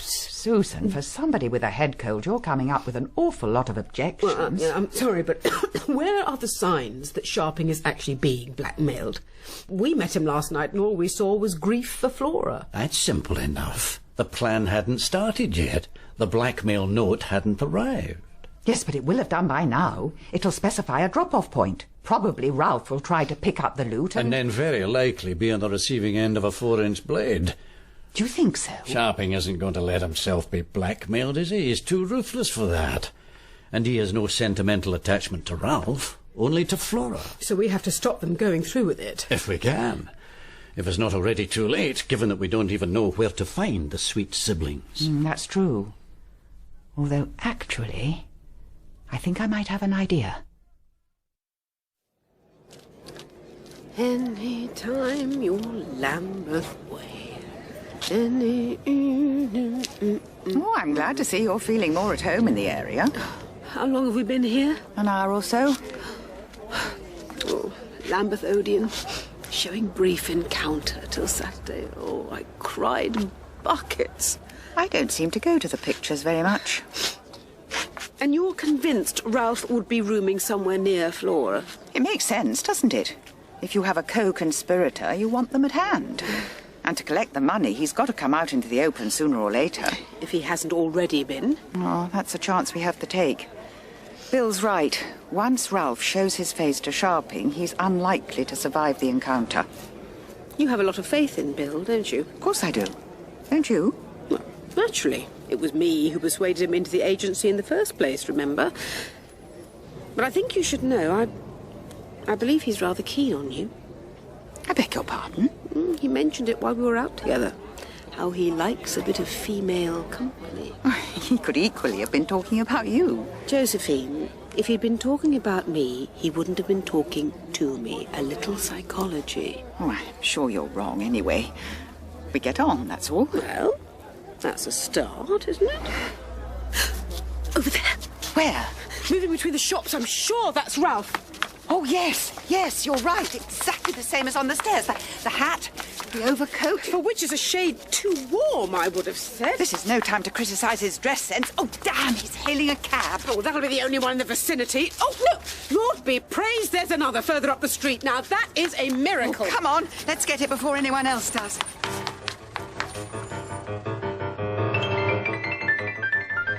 Can you still see him? Yes. Half a dozen vehicles ahead. I think our driver knows what he's doing. Probably been waiting half a lifetime for the order, follow that cab. You know, Susan, what you said, I've been wondering. What, about Bill? I probably shouldn't have mentioned it. No, about Ralph's overcoat. It isn't quite seasonal, is it? Well, perhaps he's ashamed of his suit. Perhaps, or perhaps he's ashamed of his shape. How do you mean? Well, not ashamed exactly, but... Oh, Josephine, you're being annoyingly enigmatic. Well? I'm sorry, ladies. I thought I should check. This might be a long one. He's taking the Catford Road. But of course he is. Where else? Ladies and gentlemen, the next race will be starting in 2 minutes. 2 minutes, ladies and gentlemen. Just go through that again, will you? There is no Ralph. No, it makes Flora's plan even cleverer. She's dead, and he doesn't exist. Except as Flora dressed up. Hence the family resemblance, of course. Oh, I'm kicking myself I didn't twig that before. Don't kick yourself too hard. We've just lost her again. Oh, she can't be far off. This is where she's making the pickup. The more public, the safer. Sharping's over there on his box, but he doesn't exactly look as if he's touting for business. And if I'm not mistaken, that's the croupier from the club beside him. So Sharping doesn't get his hands dirty, probably. Oh, there! Isn't that her? Heading to the back of the bar. Oh, yes, I think so.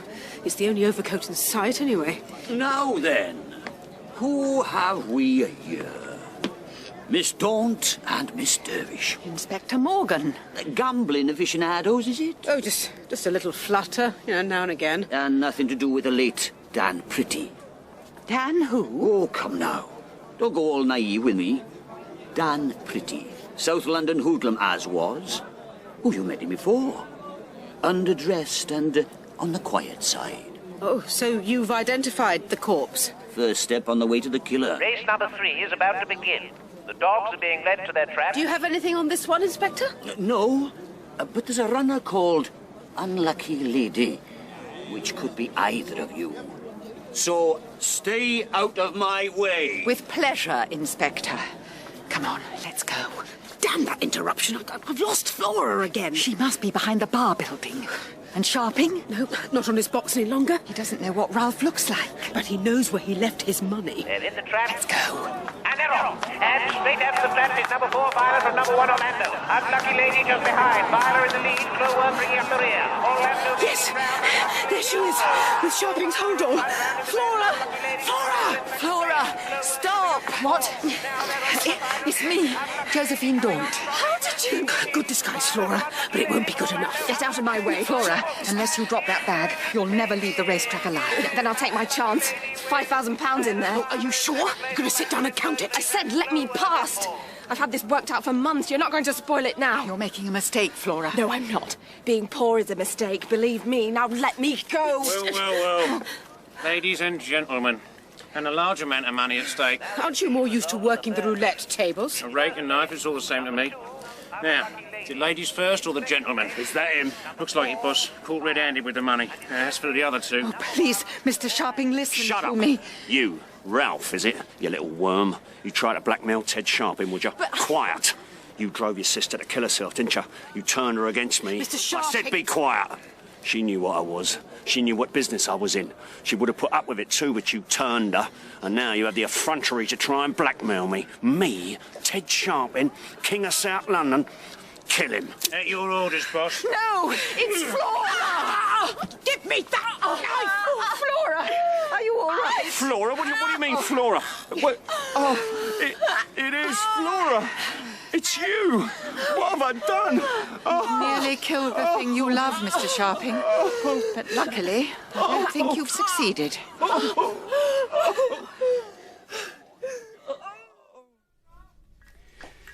Darjeeling.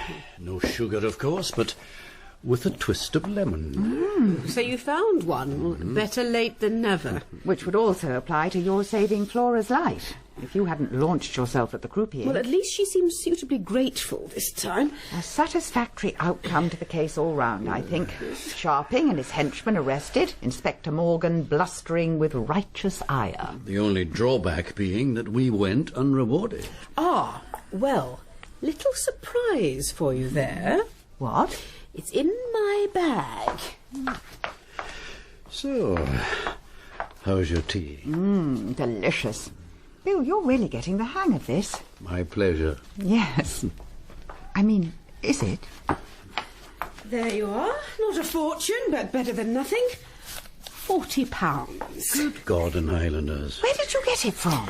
As they were leading Sharping away, I managed to have a look in the hold-all. Mostly waste paper, as I expected. But this was lying on top. But, Susan, that's theft. Josephine, we deserve to be paid. And this time, Sharping can't demand anything for his money. I don't know. What do you think, Bill? She's right. We have an agency to run. So you just sip your tea, and I'll away to the bank. Really?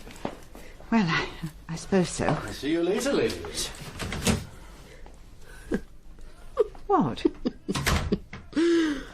Putty in his hands. Who is? You are. I'm not. Oh, I don't know. What do you think, Bill?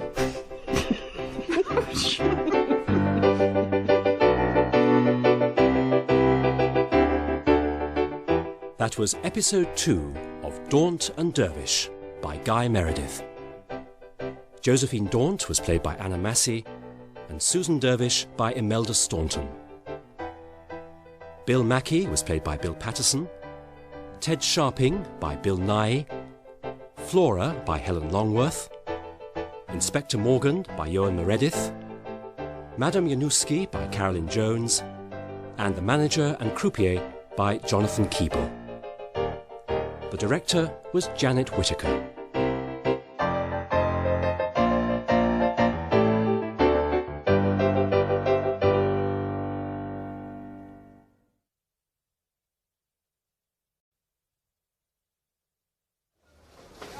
I will say this about Covent Garden. It may not be the smartest address in town, but at least you have fresh fruit and vegetables on your doorstep. Yes, sometimes, literally. I had to step across 6 pounds of rotting King Edwards to get into the office yesterday. Really? You should have said something. I did. Morning, Miss Daunt. Good morning, Bernie. And his reply involved a non-culinary recipe for how to get rid of them.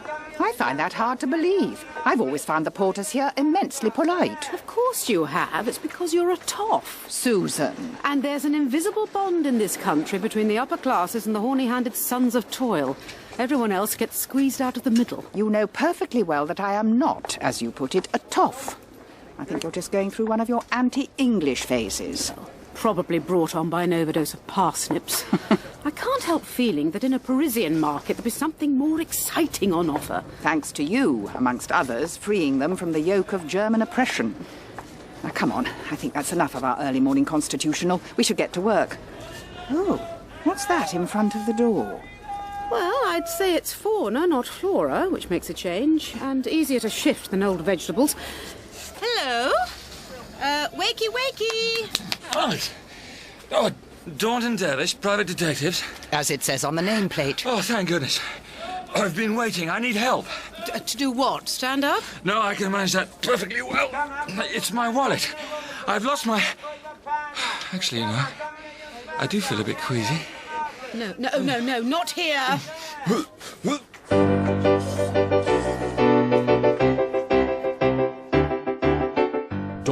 and Dervish by Guy Meredith, starring Anna Massey as Josephine Daunt and Imelda Staunton as Susan Dervish, with Bill Patterson as Mackie, Charlie Simpson as Stephen Lane, and Scott Handy as Jamie Urquhart Wells. Episode 3, A Question of Class. I'm awfully sorry about that. I'm afraid I've had a few drinks. Quite a few, actually. You astound me.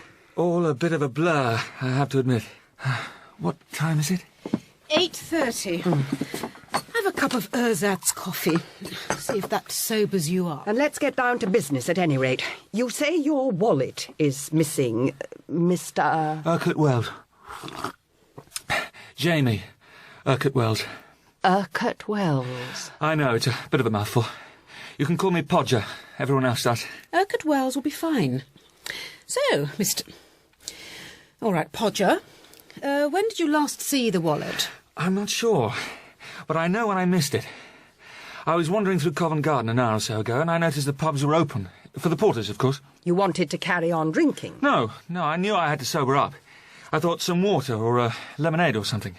But when I got to the bar, I realised my wallet had gone, and I really must have it back, you see. And where were you before Covent Garden? Well, I was... It's a bit hazy, but... Soho. Soho? Where exactly in Soho? I'm not absolutely... You won't tell anyone, will you? Because it might have been... A house of ill repute? Then I think we can take a fair guess where the wallet has gone. Morning, ladies. Morning. Bit of a mess downstairs. Oh, sorry, client. Bill Mackie, Jamie Urquhart Wells. Mr. Urquhart Fells? Podger, it's simpler. He's lost his wallet in a Soho brothel. You said you wouldn't tell anyone. Oh, I'm part of the furniture here, don't worry. How much cash was in the wallet? I don't know. I don't really care. It's not the money that's at stake, you see. There were personal effects. Keepsakes. What sort of thing? I'd rather not say. But my name's in the wallet. It won't be difficult to recognise. Podger, drink deep of your roasted acorn mix. I have to tell you, the likelihood of that wallet still being where you lost it is almost zero. But couldn't you trace it? Once they've taken the cash, they'll throw the rest away, won't they? It's very important to me. You could at least try, couldn't you? Very well. Very well? We'll do what we can, Jamie. Oh, thanks. Thanks awfully. If you need any help... Retracing your wandering steps would be an assistance. You mean back into Soho? Now? If that's where you came from. Well, I'd like to, of course. But I had to get up to Oxford. I'm supposed to be cramming for grades, you see. Cramming for grades? Why, yeah, that would take priority, naturally. But what I can tell you is the house was somewhere near Dean Street. Oh, and it had a red door.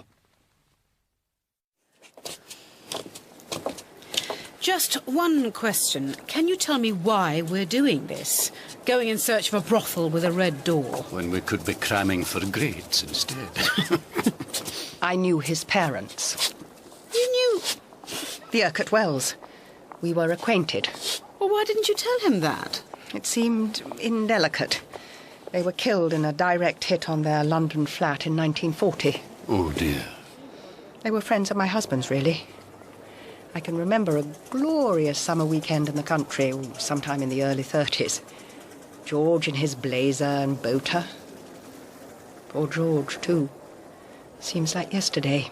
The dead are with us as long as we remember them, Josephine. Thank you, Bill. But Podger didn't recognise you just now, did he?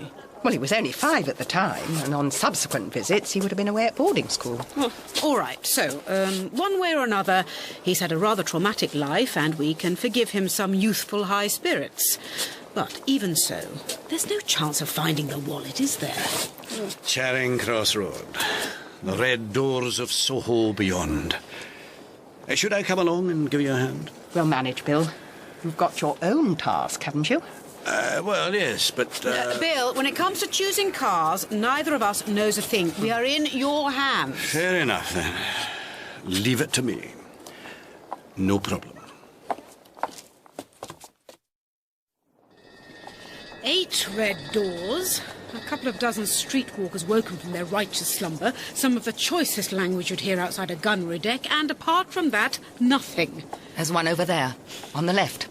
In that profession, I mean, you can hardly blame them for being angry at the world, but I'd prefer not to be on the receiving end. Now, let's see. Mimi, Fifi, Mademoiselle Bontemps, and Lascivia. Yes, I'd say it was the right sort of house. Can we make it the last? Very well.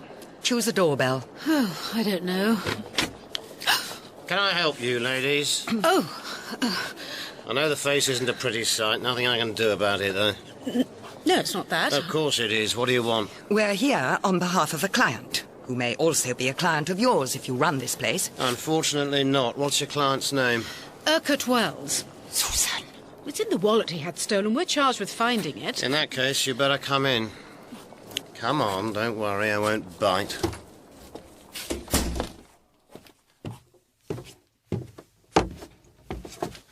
I'm the caretaker, as it happens. Arrive in the mornings when the girls are sleeping, do a bit of tidying up. Do you know which one your man visited? Well, to be honest, we're not sure he was here at all. His memory's fairly hazy. Dutch courage, eh? Wouldn't be the first. What does he look like? Young, slightly overweight, fresh-faced. Unlike me, then. There's blood here, on the stairs. Fresh blood. That's right. Not going to be easy to remove, is it? I wonder whether this is the room where your Mr. Urquhart Wells spent part of the night. What happened? Mimi, as she likes to call herself, suffered an accident at the hands of a customer. Put up a struggle, though, as you can see. Good God. How is she? Was she badly hurt? She was no oil painting when I last saw her. So, tell me, does this look like your client's work? No, of course not. He's not that sort. Besides, as my colleague said, we have no proof he was here. Josephine. He may have been anywhere in Soho. Josephine, I think you better look at this. What is it? It was under that overturned chair, a wallet, and there's a name hand-tooled inside. Oh, no. Believe me, sir, you've come to the right place. You clearly know your way around cars. What's the bumper there, sir? To be perfectly honest, I'm not exactly an expert. Ah, but you've no need to be, because you're standing right next to one. Now, it's a small business, you say? It's small, but growing, we hope. There can be a fair amount of travelling involved, and the ladies in charge felt that we should have an automobile. A visionary decision, if I may say so. And I was delegated. Man's work, choosing a car, without a doubt. They'd be fussing over the colour. We can delve into tech specs. Tech specs. Now, everything here is perfectly reconditioned. Take that as read. All garage through the war, you won't find a scratch on them. Yeah, something small and economic. Exactly what I was going to suggest. Now, here I have an Austin 7. There I have a Morris 8. And the difference between them? Excellent question. Basically, your Austin 7 has a 750 engine capacity with an S4 side valve configuration. Your Morris 8, on the other hand, has a 900-plus engine with swept-back radiator grille and built-in headlamps for streamlining, in addition to your trusty old 29-brake horsepower side valve 4. So there's no choice, really, is there? No. Oh, it's the Morris 8 every time. And that would be just a shade more expensive, I imagine. Not for the discerning motorist. It's all about value for money. Are you looking to drive something away today? Driving. To be perfectly honest, it's quite some considerable time since I've sat behind the wheel. I see. Well, I'll get it out onto the street for you, shall I? No, perhaps no, not just for the moment. I might just take a day or two to peruse the highway code first. Hello? Yes, hello. 2 halves of bitter, please. 2 halves. Not exactly our usual sort of watering hole, but after that experience... Oh, it was one of the grisliest places I've ever been. And the caretaker's face, as if it was frozen all down one side. A war wound, I'd say, followed by some fairly drastic surgery. And his behaviour was so odd. Almost as if he'd been expecting us. A word of advice, ladies. If you're not on the game, which I'm assuming you're not, it might be better to sit down, discreet-like. It's that sort of pub, see? I beg your pardon? Well, we probably should have ventured further afield before stopping for a drink. The nerve of the man, assuming. Still, it seems obvious when you look around, doesn't it? Something of a pick-up joint. You were saying about the caretaker. Just that the same thinking applies equally to Jamie. If he was responsible for the attack, he wouldn't have sent us along to the brothel. Unless he didn't know what he'd done. He said himself he had no recollection of large chunks of the evening. Even so, to beat up a prostitute. Stranger things have happened. Either way, he's going to be a prime suspect if this ever gets to the police, isn't he? That's true. Under the circumstances, I think we should take a look in his wallet. Well, the cash is still there, quite a lot of it. And who's this? Pretty girl. To Jamie with all my love. Someone else apart from you who doesn't call him Podger. And she seems to be wearing a ring. His fiancée, by the look of things. Perhaps this is the keepsake he was referring to. Naughty boy. Let's see, what else? Membership of the Oxford Arts Club, the Mandrake Group, the Debating Society. He seems to lead a convivial social life at university. Yeah. It's obviously not all cramming for grades. What's that card there, tucked away at the back? Oh, yes. How curious. No words at all. Just the outline of a hand. A severed hand, I would have said. Rather gruesome. What do you think it means? I'll have to ask him. But first, I think we should track down Mimi. If anyone can tell us the truth, she can. A tour of the local hospitals? Makes a change from brothels, doesn't it?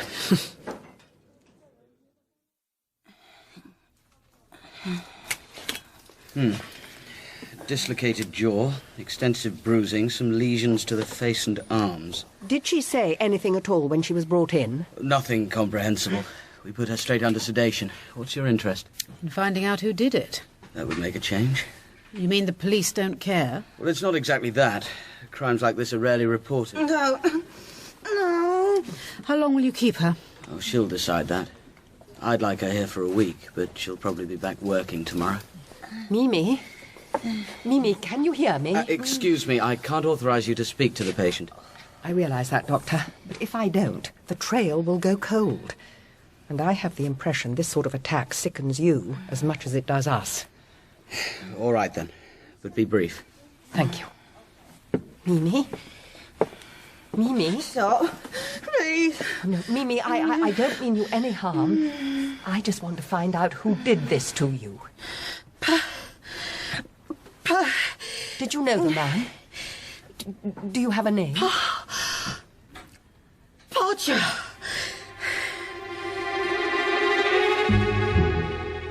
And she distinctly said Podger. No doubt about it, I'm afraid. So he told her his name and then beat her up. I don't think it's as simple as that.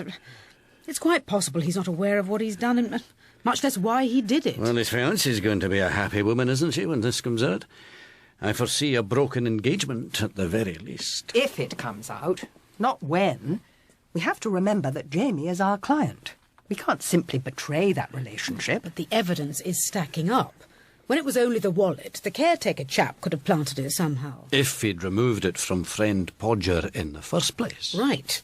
But the name as well. Theoretically, we should hand everything over to the police. Theoretically, yes. But... Josephine, I realise you feel a certain responsibility for Podger. But we could lose our licence over this. Bill, let me ask you a question. You've been in this business longer than either of us. Did you ever hand a client over to the police? On more than one occasion.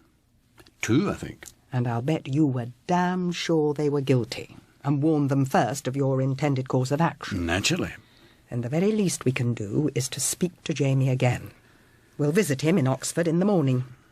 Oh, will the car be ready? Oh, perhaps not. They're still giving it the once-over at the garage. The day after. Possibly. I shall look forward to that, Bill. No smoking, not even Abdullah.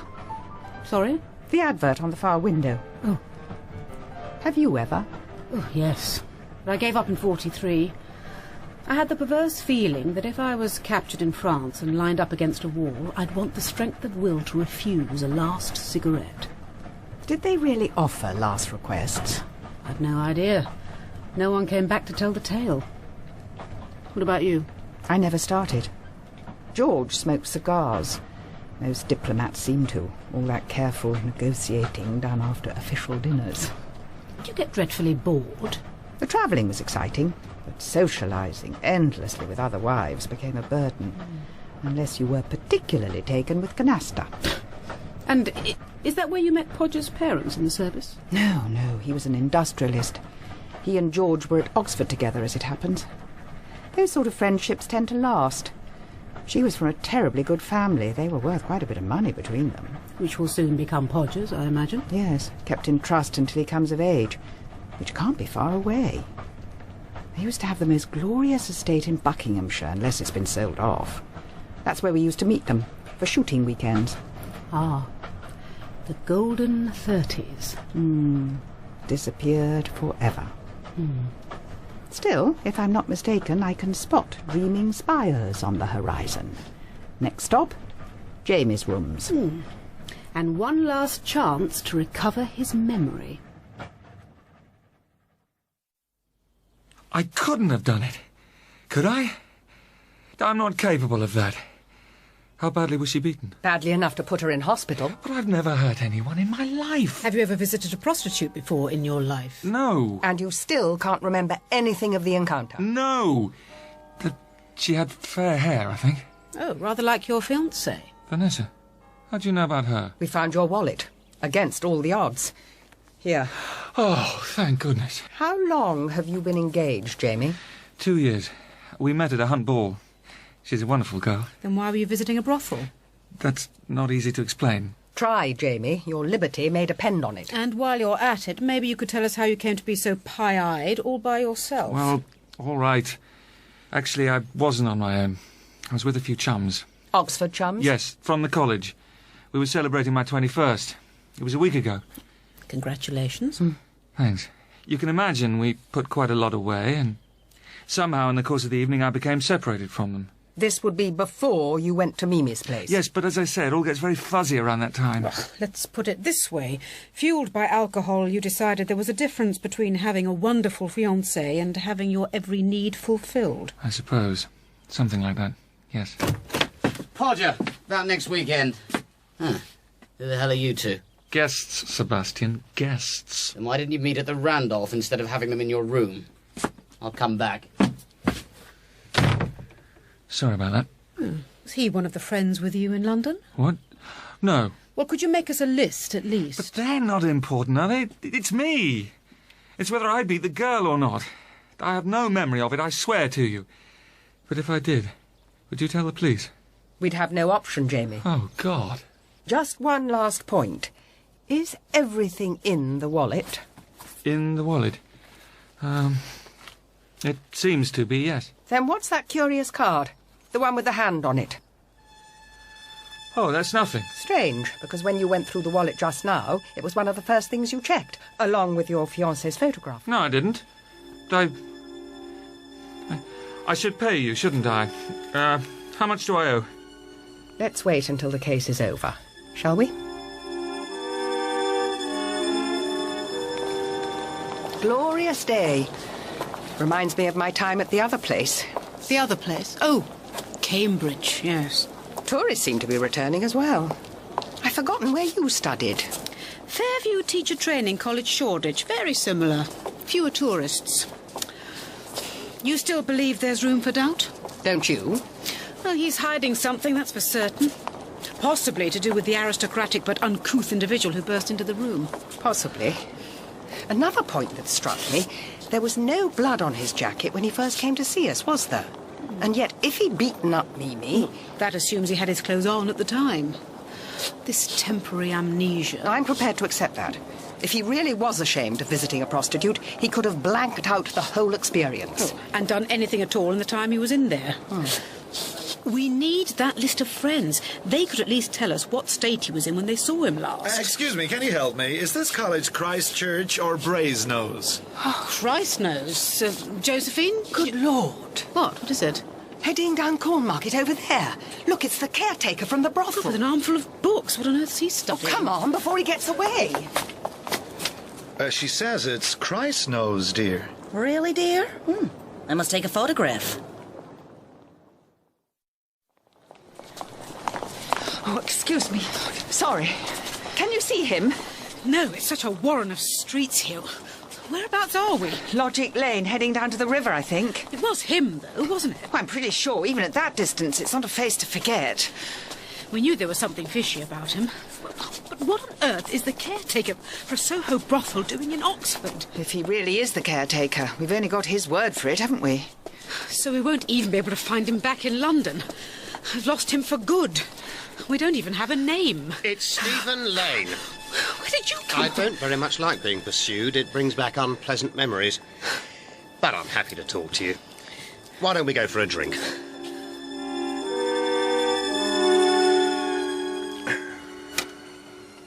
I was amongst the troops chased back to Dunkirk. Lost a lot of friends there. I joined the army straight from school. No other jobs on offer. So I was a corporal by the time everything started. Went over in the first wave. And is that where you were wounded? Dunkirk? No, that came later. Anzio in 44. And now you're studying here in Oxford? On the serviceman's intake, making up for what I missed. It's a bit of a struggle when you're nearly 30, but worth it. So you're not the caretaker in a Soho brothel? No, sorry. I slightly misled you there. You'll forgive us for being suspicious, but we last met you inside a building where a woman had been badly beaten. You passed yourself off as somebody you weren't, and now you turn up a couple of 100 yards from Jamie Urquhart Wells's rooms. Which is no coincidence. We're in the same college. Are you one of his friends? Me? No, not by any means. Then? Yes, you deserve an explanation. Fair enough. I'd followed him. Followed them all, in fact. Followed them? Why? Do the words Severed Hand Club mean anything to you? Severed Hand Club? Not exactly. Hardly surprising, since it's supposed to be a secret society. Although they're so pleased with themselves in their public school way that things leak out. And Jamie's a member of this club? He and his friends, yes. And what's the point of it? What's the object? Like all clubs, primarily to be exclusive. But underneath there's a rather less pleasant side. It seems they challenge each other to a series of dares. Each member has to complete the dare, or else there's presumably some sort of forfeit to be paid. A dare such as beating up a prostitute? For instance. It fits in with the general pattern. And how do you know so much about all this, Lieutenant Lane? As I said, we're in the same college. I overheard a couple of them discussing it at the back of a lecture hall and delved from there. You've identified all the members? I think so, yes. And the dares that have been undertaken? But not all. Some were completed before I took an interest, but yes, I have a list. Lieutenant Lane, this is a lot to swallow at once. You discovered the nature of this group. You investigated them, without their knowing, I presume. I certainly hope so. And then you follow them to London on the assumption that another initiation rite is about to take place. It always does, on every outing. So how did you get inside the brothel? With some difficulty. Once Urquhart Wells split off from the main group, I assumed it was him who was being tested. When he emerged from the brothel, I had no way of knowing what had happened. It was only when the ambulance came that I went in. So you didn't call the ambulance? No. One of the girls must have done. Then, as they took Mimi out, I slipped in. You could have told us this at the time. Really? You think so?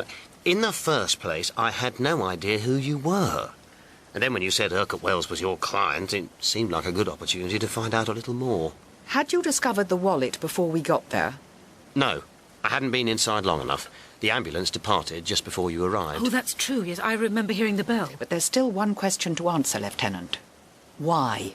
Why would you go to all this trouble? Why should they get away with these pranks? Because they're not just pranks, are they? People are hurt, seriously hurt. Do you have a dossier of some sort? I do. And do you know what? It's yours. I'll turn it over to you. Forced entry to a pawnbroker's, Abingdon, 3rd of March. Forced entry to a... Oh, you heard that, right. Ring a bell? About £100 worth of damage, nothing stolen. Right. Do we have anything else in that patch? Yes, the last on the list. Tramp thrown into the river in Tame, 24th of March. You got that? Yes? Survived hypothermia, but no further investigation. OK, thanks, Ron. Right. Call me when you want a favour. Right. Bye now. Right. we've gone through Lane's entire catalogue of the club's dares. Thanks to your contacts, we've corroborated 7 out of 10 of the incidents. I think we can assume that the other 3 also took place. So, Lane definitely isn't making this whole business up. No one said that he was. We had to check, that's all. And when you look more closely, there is a pattern, isn't there?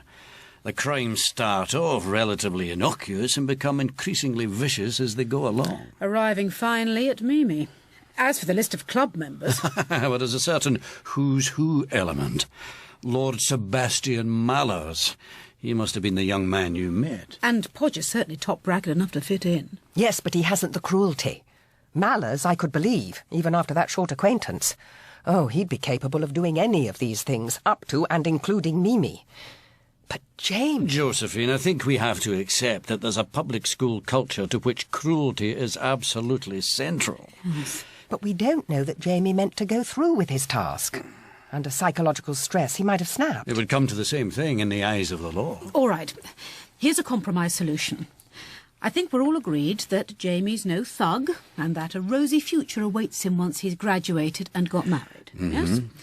So, how far are we prepared to bend our own consciences? How do you mean? Mimi could put him in jail if she's prepared to talk. It's a question of ascertaining whether she will or not. And how do we do that? We speak to her. Now there's an optimistic proposition. Even assuming her jaw's back in place.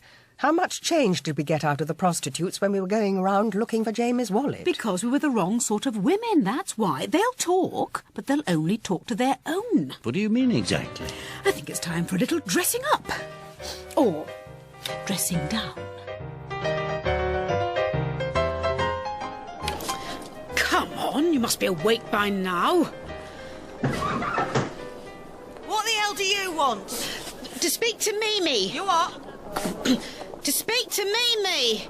Can I come in? No, go away. But I've got some money for her. Punter give it me. Money? Yeah. Wait right there. Get it right, Susan. Speak to Mimi. Speak to Mimi. Who are you? Dominique. And you? I'm Mimi. Where's the money? God, what happened to you? Your arms, face. And that's with makeup. The money. How much is it? Well, there was this punter, see? I was with him last night. And afterwards, he ends up pouring his heart out. You know how they do sometimes. That's when I chuck him out. Yeah, I would have done, but he told me how he'd gone berserk the day before and he wanted to make up for it, but he didn't dare go back. Him? Well, that was the right decision. I'd have done for him, so help me. But he left me 20 quid, see? And asked me to give it to you. 20 quid? I don't believe you. You're having a laugh. No one to give that away. That's where you're wrong. Look. Saints in heaven. There's a condition, though. All the conditions you like, love. Tell me about them over a gin. I'm worried about her, Bill. Going off on her own like that. As she said, it was a one-woman job. And she was undercover for 3 years in France. Undercover, but not under the covers. I'm sure it won't come to that.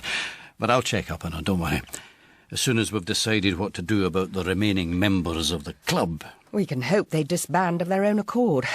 But somehow I feel that's unlikely. University friends tend to stick together in later life. To do what, I wonder? I don't know, Bill. Perhaps if they were from a different slice of society, I'd understand them better. Susan says I have a special affinity with the working class. Perhaps he's right. We get on well together, don't we? Yes. Yes, we do. I was wondering, you know... What? Whether we might have dinner together sometime. Dinner? Or not.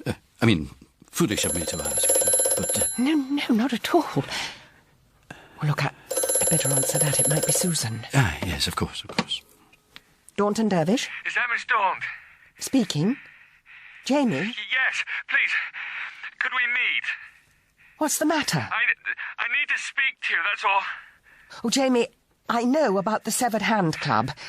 Is it to do with that? Yes, partly. I need help. I know you do, Jamie. But it's not too late.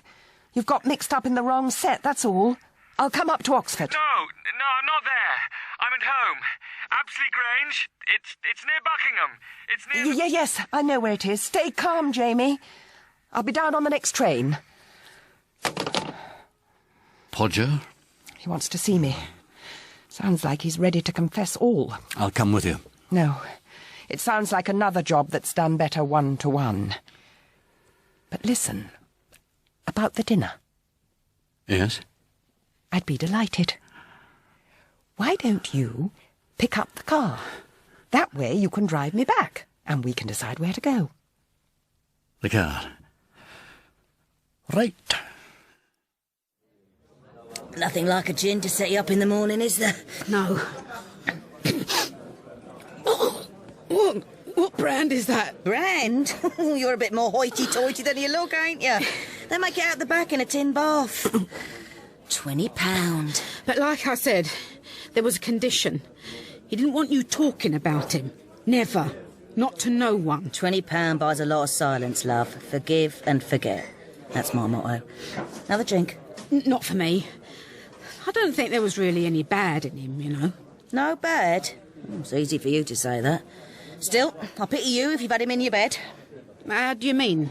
Didn't you? No. With a face like that, I wouldn't go near him. Oi!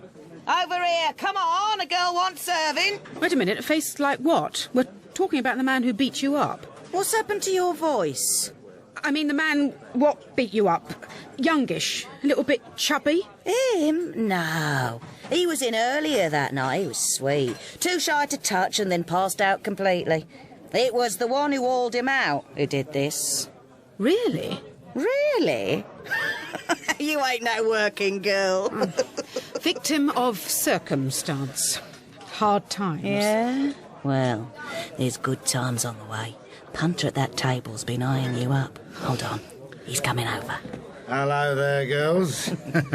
What's your name? Dominique, and she's all yours. I don't need to work for the rest of the week. Come on then, Dominique. Gonna show me a good time, are you? Good time? I'll tell you what I'll show you. Have you ever seen the bar counter close up?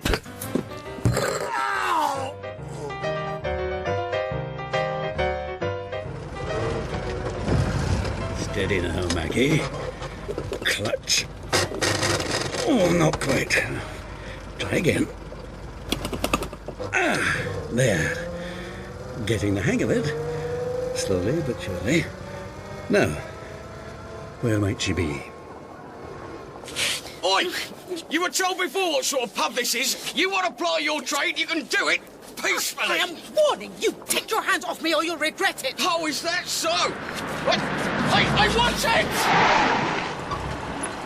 Sorry, haven't quite got the hang of the brakes yet. Bill, what are you doing here? Looking for you, to check how you were.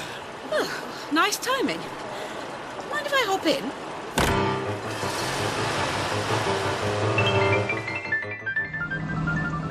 Apsley Grange, she said. Is there a road map? No idea. Try the glove compartment. And you're sure it was Stephen Lane administered the beating? According to Mimi, and she should know. But why did she say Podger did it? Well, because Lane had told her that was his name, presumably. Oh, yes, here we are. And he lifted Podger's wallet from him before dropping it onto the floor. But what was Lane up to? Is it all part of his revenge on the Severed Hand Club? Oh, I'm not sure at the moment. But no one's telling us the whole truth, that's for certain. Oh, there. Apsley Grange. We need the A413. Fine, right. You navigate. I'll steer. You know, I think I'm getting admiring glances from other motorists.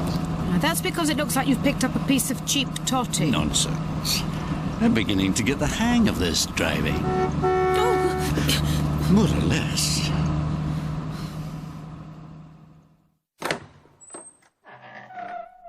Jamie?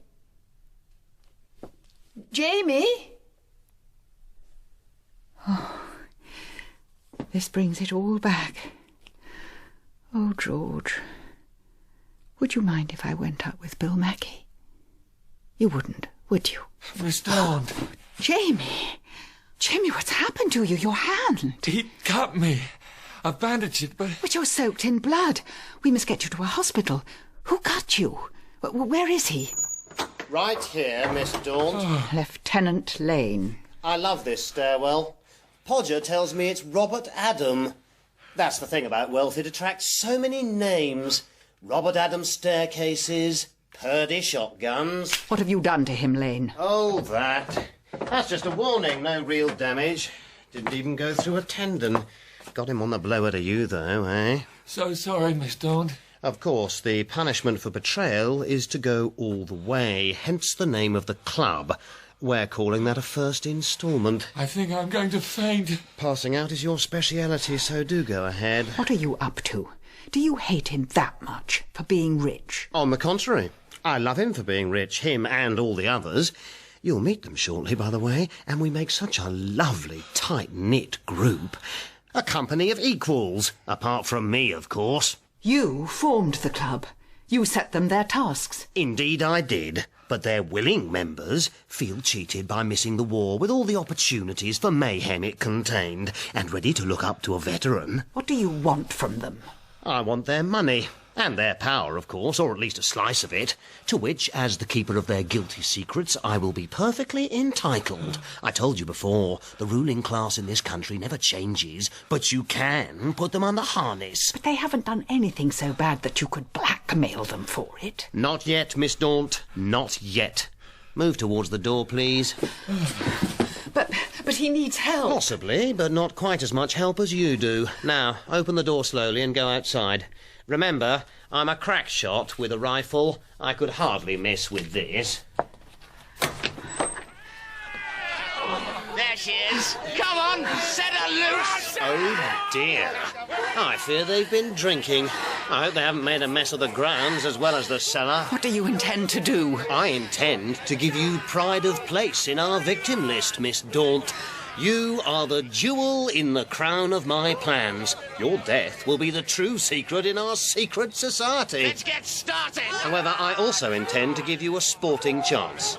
Just enough to cement the team spirit. I'm going to turn you loose. As you know, it's a fairly large estate, which means there'll be plenty of space to bury you afterwards.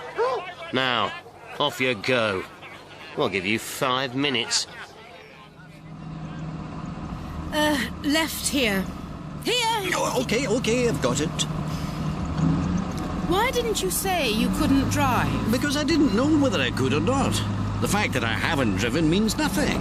There are some things you don't know you can do until you've tried them. Yes, but I'm not sure that motoring is one. Well, we're not far off now. You know what strikes me, though? Just keep your eyes on the road. What? Lane must have known we'd figure all this out. He must have known we'd come after him. Why would he do that? I'm not sure. Look out, there's roadworks. Brake, just brake! I'm trying. Oh, there's no response from it. Oh, Susan. Are you all right? I think so. You? Yes. Oh, no. Oh, my ankle. Broken? Oh, I don't think so. I don't think I can put any weight on it. I'll go and get help. Oh, no. I'll be okay. You better find Josephine. Right. Ah, bang goes dinner. Bearings. Must get my bearings. Come on, Josephine, think. You've been here before. Where's the nearest perimeter? Yes, over there behind the house. If I can keep to the woods. Miss Daunt? I thought you passed out. Not quite. I just couldn't live with what I'd done. Luring you here. I brought this. It's the other Purdy from the set. Oh, that's something. I'll use it if I have to. I'll make up for everything. Thanks, Jamie. But don't wave it around. I'm assuming it's loaded. Oh, sorry. Oh, no. Now, what have we here? A fine brace of pheasants. Thought we were half a mile away, did you? Well, a few of them are a little slow, probably the drink. We've got a gun, Lane. But no cartridges. Mallers, where are you? He'll be along with the others shortly. You won't have long to wait. You really think they'd shoot us in cold blood? Possibly not, but it makes no difference. They'll have played their part, even if I finish you off. I only need their complicity. Is that you, Manners? No, Lieutenant Lane, it isn't. Susan! Well, well, the other harpy. I hoped you might turn up, dressed to kill, too. Except, unfortunately, that isn't your role. 2 barrels, 3 victims. That doesn't add up. Don't they teach you maths at the university? Wrong equation.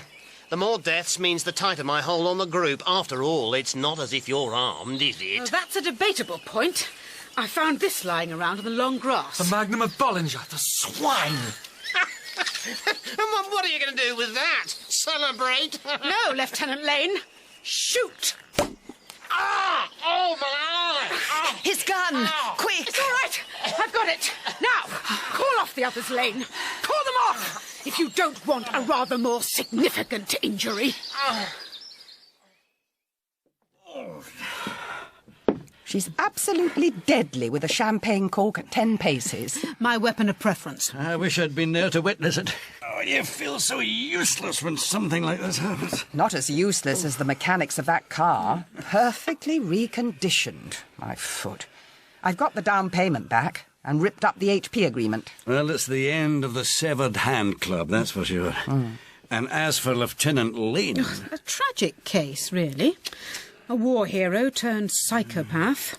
But another example, if perverse, of that undying link between the toffs and the working class. Susan, not that again. Oh, no! We love them, we do.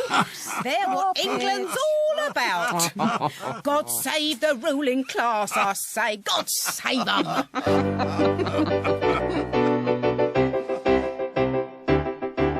That was episode 3 of Daunt and Dervish by Guy Meredith. Josephine Daunt was played by Anna Massey and Susan Dervish by Imelda Staunton. Mackie was played by Bill Patterson, Jamie Urquhart Wells by Scott Handy, Stephen Lane by Charlie Simpson, Mimi by Rachel Atkins, The Doctor by Tom George, and The Salesman by Stephen Critchlow. The director was Cherry Cookson.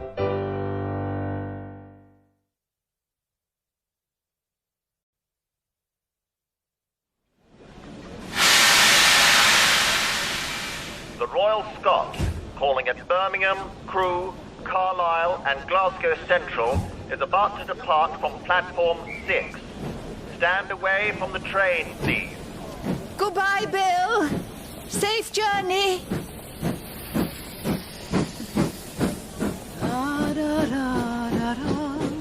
Susan! Just like Celia Johnson, I couldn't resist. Oh, for goodness sake. Bill Mackie needs a bit more stiff upper lip for Trevor Howard, though. And a weekend in Glasgow for his goddaughter's wedding isn't quite the stuff of brief encounter. I thought you declined to come along. Decided you needed the time alone. But then duty called via the telephone just after you'd left. On a Saturday morning? Crime and tide wait for no man, and it was sweltering in the office, so I arranged to meet him here. Euston Station, platform 6. Meet who? He said it was urgent. What was? Now, there he didn't enlighten me. Oh, Susan, you're being maddeningly vague. Well, not on purpose, I assure you. All I know is his name's Michael Finucane. Oh, there. That man. Oh, it can't be, can it? Miss Dervish. Oh, yes, and this is Mrs. Daunt. Delighted to meet you. Father Michael Finucane at your service, as I observe when I'm saying Mass. Father Finucane. But please, call me Mike. My parish is in Stepney Green. Would you do me the honour of accompanying me? This way to the underground.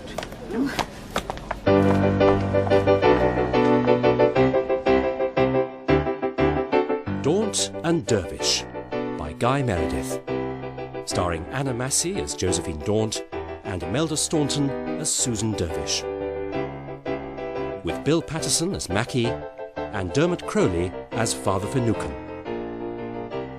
Episode 4, Games of Chance.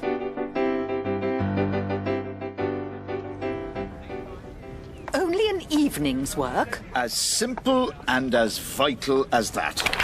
Mind your step on the bomb site. Hello there! How'd you do? Father, we're not bodyguards. Oh, I appreciate that. You do, however, have certain other essential qualifications. Morning! Good morning, Father! Would I be right in assuming you're a Catholic? Yes, I am, as a matter of fact. Is that one of the qualifications? Because I'm afraid I'm not. Ah, not in the least. It's being able to handle Tommy Crane that matters.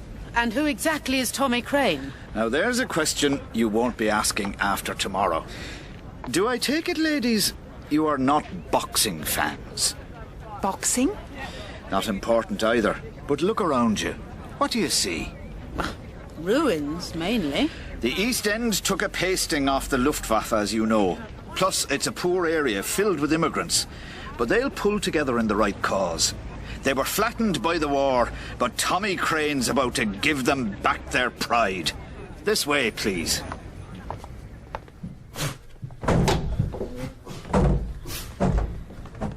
This gym's my pride and joy, God forgive me. Built it up over the past couple of years. It's very impressive, all this equipment. No, it hasn't been easy, I'll say that. But it points the youngsters in the right direction, and that's the main thing. And what, might I ask, takes place tomorrow? Tommy Crane fights Luke Williams at York Hall for the amateur welterweight crown. But that's only the half of it. It's who he's fighting in front of that's equally important. And who is that? The Olympic boxing team selectors for the 48 Games. Here in London. Can you imagine that? The pride of Stepney fighting for Britain in front of his home crowd. If he wins tomorrow, it's a certainty that he'll be chosen. So what are we supposed to protect him from exactly? His own worst enemy, himself. He can run a little wild if he's left on his own. Come along, I'll introduce you. Right, left. Keep that guard up. What's your footwork? Where do you think you are, the Royal Ballet? Murray's our trainer here. Sparring well, Murray. He'll do, if he keeps his concentration. Last 10. Father Finucane, could I ask you a question? If Tommy's such a danger to himself, why do you only want him protected on the night before the fight? I'll let you into a secret. You're not the first. So what happened to the previous ones? Well, let's just say that he's not going to lash out at a pair of ladies, is he?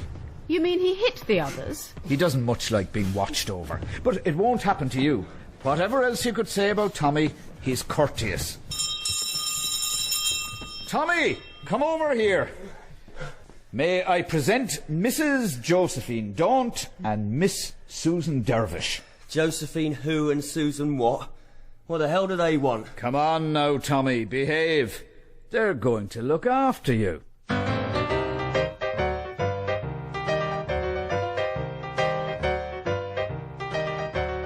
that Temple Bar 5382? It is, yes. Would you stay on the line, please? I have a call for you. Thank you. Well, I've done as many background checks as I can. I'm beginning to appreciate the footwork Bill Mackie puts in. Shh! I'm on the phone to him now. Oh, excuse me. Are you still there, Temple Bar? Yes, the whole of it's still here, including me. Connecting you. Hello? Bill! Aye, hello. How's Glasgow? A mite cooler than summer in London, but fresher, thank you. Josephine, I need to ask a favour. What is it? This bridegroom, American chap, turns out he's one of the Milwaukee McGregors. Salt of the earth, though. Already split a bottle, however. There's one problem.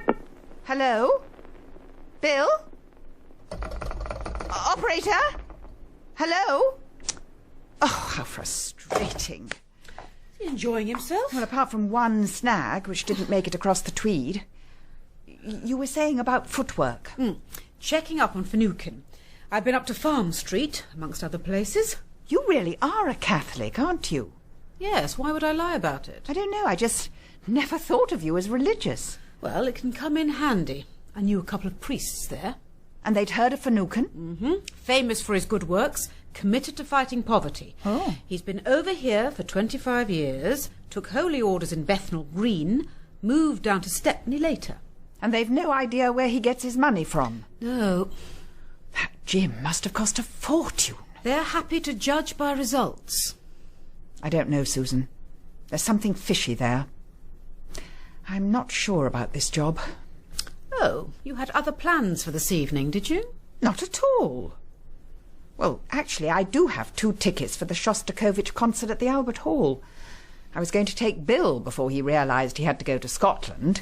12-tone music at 80 degrees. That's probably why he went to Scotland. So I take it you're not interested in accompanying me? Josephine, this job is important. You saw Stepney. Hardly a building untouched apart from the church and the gym.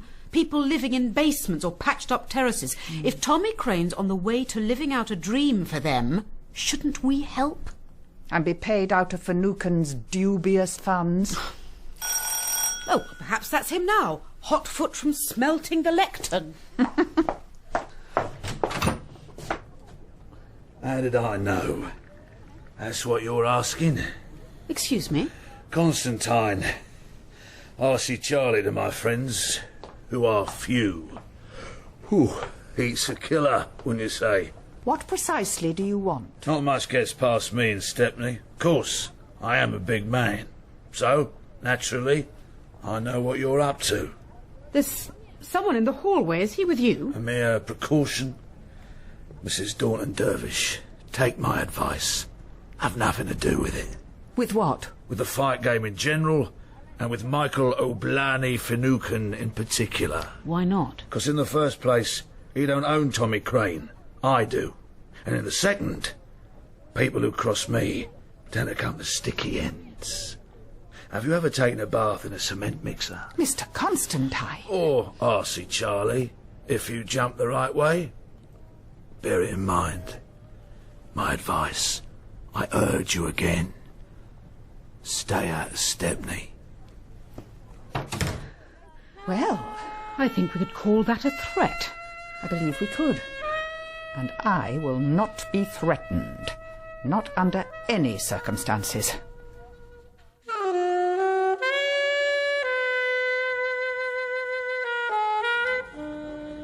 What do I know about Charlie Constantine?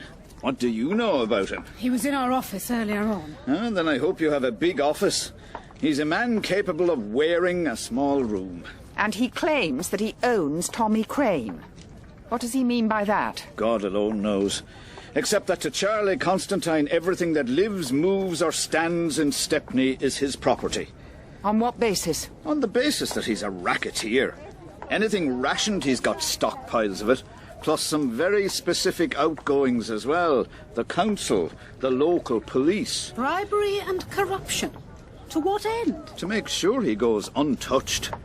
But also just the thrill of having people in your pocket. That means a lot to men like Constantine. Here we are. Well, Cronelli's Cafe. Tommaso Cronelli is Tommy's real name. He changed it to Tommy Crane to fit in. His father's Italian? His mother. Well, I suppose his father as well, but... Anyway, he's dead. Killed in action. Look, if you're worried about Constantine... No, of course not. We've accepted the job. We keep our eye on Tommy the whole evening and then deliver him home. We won't go back on our word. Spoken after my own heart. In you go, then. Tommy'll be there waiting for you. You're not coming as well? No. Benediction, I'm afraid. But Tommy's expecting you. There'll be no problem. 2 eggs, fried bread, a bobber and squeak and a pint of tea. That's me, love. All kosher, I trust. And I'm waiting on a bacon sandwich. Mum, I've got me best clothes on. I don't care, I need a bacon sandwich pronto. Smells good. Do you think it was just religious duties prevented Father Finucane from coming in here? He seemed almost to tremble at the prospect. He did seem rather reluctant. 2 eggs? I'm sorry? That man there's eating 2 eggs. I haven't seen 2 eggs in the same plate since 1940. He's the trainer from the gym, isn't he? And he's not the only one. Look there, more eggs. And half a loaf of bread. It seems to be a rationing-free zone. Ladies, take a seat. Maury, isn't it? Tommy's behind the hatch, in the kitchen. He'll be out with you shortly, I imagine. He works here? Part-time, trains the rest, to his mother's disgust. Bacon sandwich! Is that her? It is, and I'd keep your heads down if I were you. Why? Because we're escorting her son on a night out, or because she doesn't like boxing? Bit of both, and a slice of something extra. Another word of advice. Watch Tommy's right hook. Oh, he really did floor his last bodyguard. I like to think I taught him that punch, with the gloves on, of course. Maury, can I be frank with you? We feel we're being kept in the dark about one or two things, and as you're being so helpful, perhaps you could enlighten us. Now that I doubt. Boxing's my game. Enlightenment is definitely Father Mike's business. Tommy! But you're convinced Tommy could go all the way? Oh, yeah. I've been training 30 years and he's the best I've seen. The Crown, the Olympics, turned professional, he could do the lot. Maury? Oh, Tommy? All set for a quiet night out? Yeah, let's go if we're going before me mum comes out of the kitchen. Tommy! Too late. Tommy, you be a good boy now. Don't worry, Signora Cranelli. We're here to take care of him. We're here to take care of him. I know who you are working for. I say, that's not very hygienic. Puttani di merda. Fuori. I beg your pardon. I think it might be diplomatic not to respond. Shall we go? Tommy?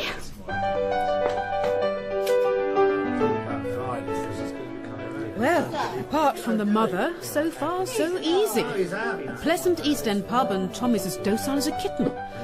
Of course, you could be at the Albert Hall halfway through the Leningrad Symphony. What's the time? 9:15. Well, perhaps only a quarter of the way. Give Tommy another half hour and escort him home? I'd say so. It's hard to see what all the fuss was about, isn't it? Finucane nervous, Constantine threatening. Pugilism clearly arouses fierce passions. Oh, here he comes. All right, Tommy. Nice one, Sam. You're the man. 3 soda waters. Thank you. Thank you. I don't know about you, Tommy, but I've never felt so healthy. Cheers. Cheers. To your success tomorrow. After which you'll be able to celebrate in style. Drink this place dry with a girl on each arm.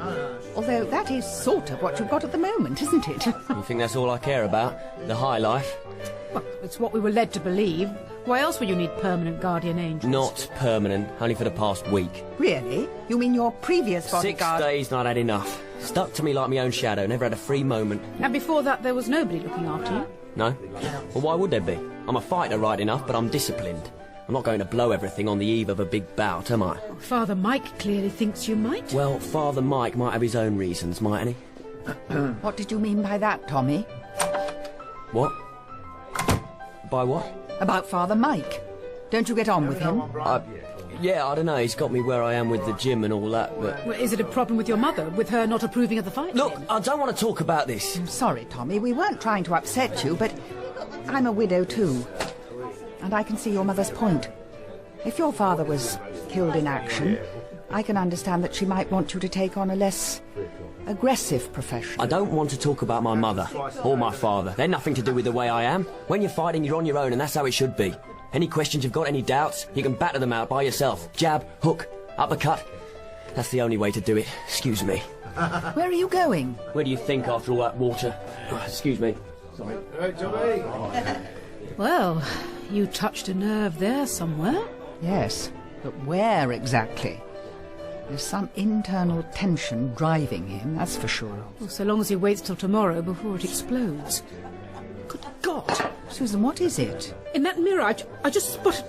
Was there a man sitting behind me? Yes, several, most of whom are now staring at you. No, but one in particular, slim-build, pencil moustache, slicked back hair. Yes, I think so. But he just left. Why? He was with Charlie Constantine this morning out in the hallway, and he's disappeared after Tommy. Come on. Oh.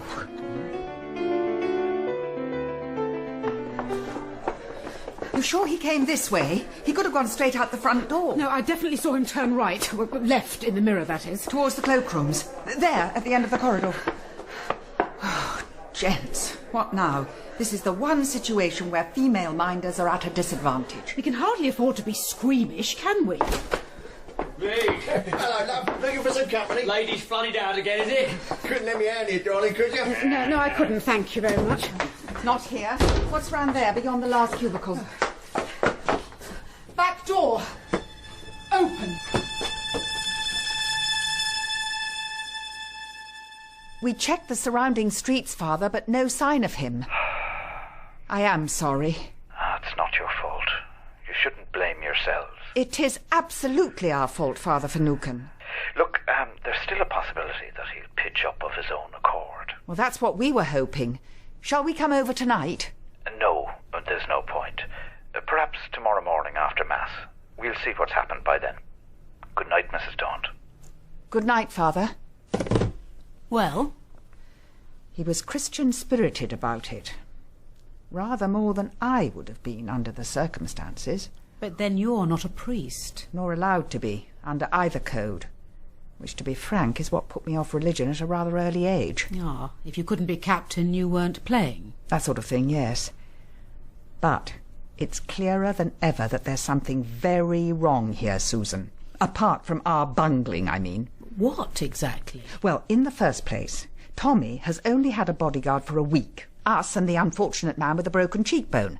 Now, if Tommy really was a hellraiser, doesn't that seem a little short-term? It is the week before the fight. All right, number 2. Tommy isn't a hellraiser. He told us so himself. He lost his temper in the bar. But only when we questioned him about his mother and father, which in itself was strange. Point 3, Tommy disappeared with no signs of a struggle. When we interviewed the customers in the gents... When we could finally get any sense out of them. They said that 2 men came through and left without a word, as if it had already been planned. Which adds up to what? You think we've been set up in some way? I don't know, but would a priest be capable of that? Let's hope this is good news. Hello? Daunt and Dervish? Temple Bar 5382, I have a call for you. Go ahead, please. Josephine. Josephine, is that you? Bill, are you all right? Never better. Just split another bottle with Hank McGregor.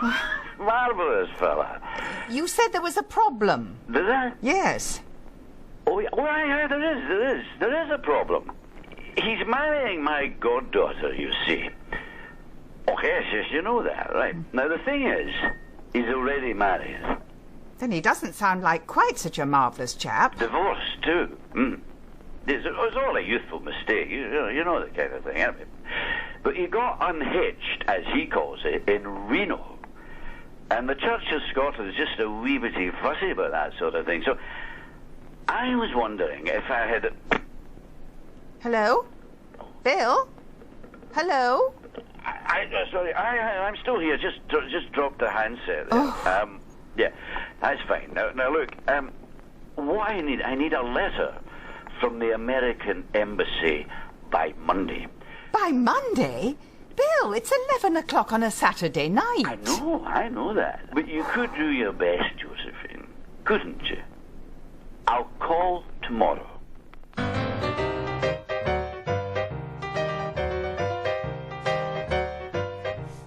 And suddenly there came a sound from heaven, as of a rushing mighty wind, and it filled the house where they were all sitting. And there appeared to them cloven tongues, like as of fire, and it sat upon each of them.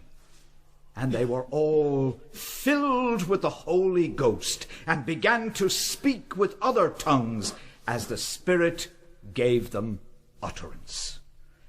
Blessed be the word of the Lord. Thanks be to the Lord our God.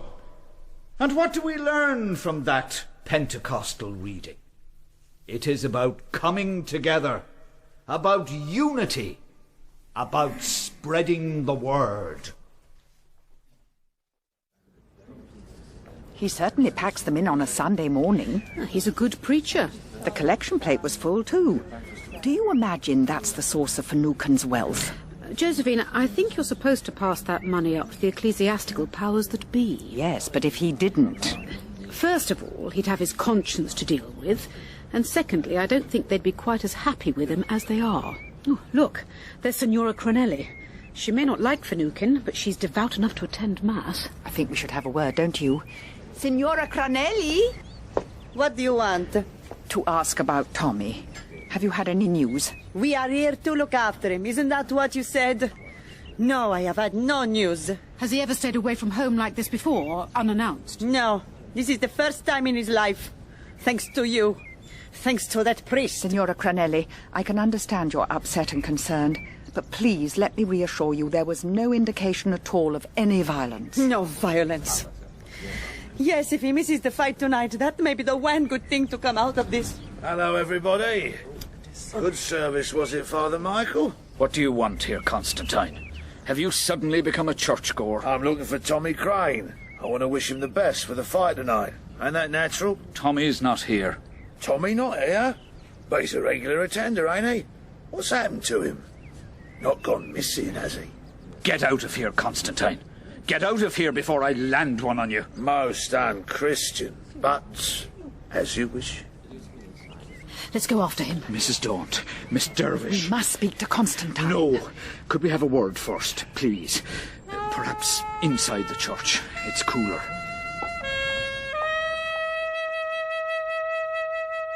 It was one of Constantine's men we saw in the pub, Father. Tommy disappeared with him. They probably had a car waiting out the back. Oh, I don't doubt it. Very likely with Constantine inside.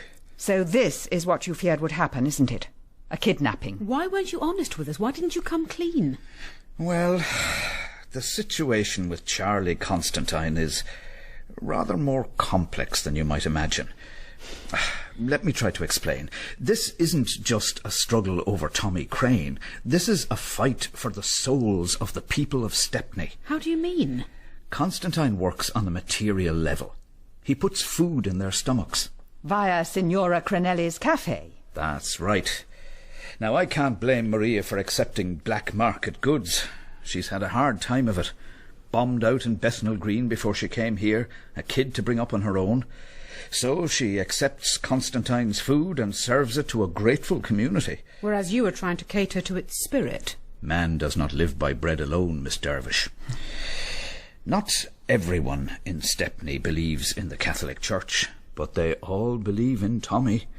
And if Constantine stops Tommy from fighting, the community will fall apart. And into Constantine's hands. That's it exactly, Mrs. Daunt. Nonetheless, you don't seem to feel that Tommy is in any danger. Not physical danger, I hope. But how can you be sure? I can't be. But, what can I do? I recommend praying, Father. I tell you something. We could do with the rushing mighty wind out of the sermon. There's not a breath of air. Must be getting on for 90. Yes, that's the problem with bomb sites. No shade. Well, yes, that and the bombs, of course. Do you think Father Finucane's got a soft spot for Signora Crenelli? How do you mean, soft spot? Well, for all her animosity, he calls her Maria. And he's protective of her. I'm sure that's one reason he doesn't want us to attack Constantine directly. What with the black market food, if we damage him, we damage her. Oh, I suppose so. Oh, now, watch out. What? That bunch of youths. They're from the gym, aren't they? Well, they don't look terribly happy. Oi! You two, wash bin! I think he means us. What happened to Tommy, eh? Where is he? Should we try to explain? I don't think so. He's reaching for a brick. Clear off back to where you come from! Yeah! Oh, are you hurt? Oh, no, it's just a few splinters on my leg. Oh. Oh. Do you think we'll find a taxi round here? Are you joking? It's a race for the underground.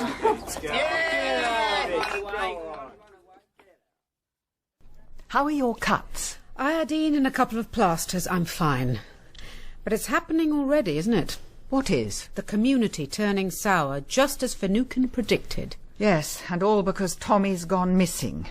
Constantine's behind it, all right. Yes, but what has he done? Well, my guess is talk to Tommy about his parents.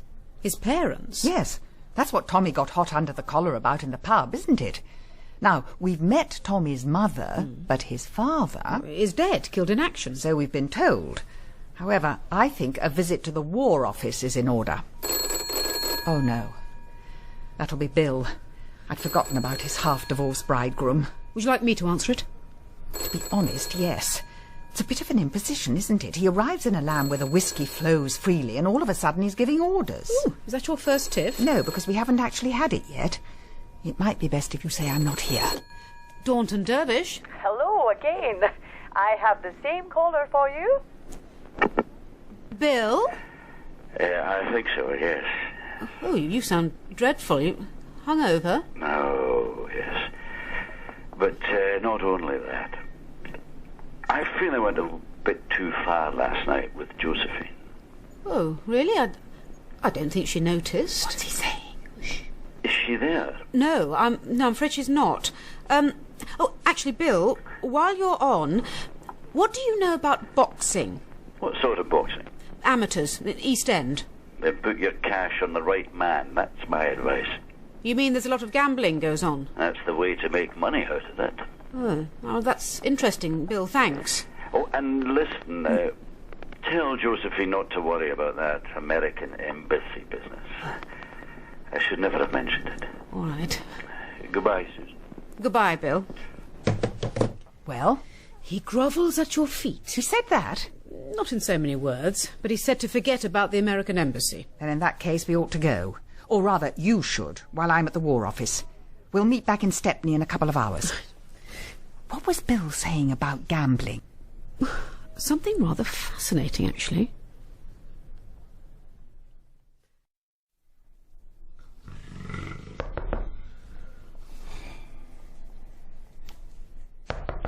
Yes, what?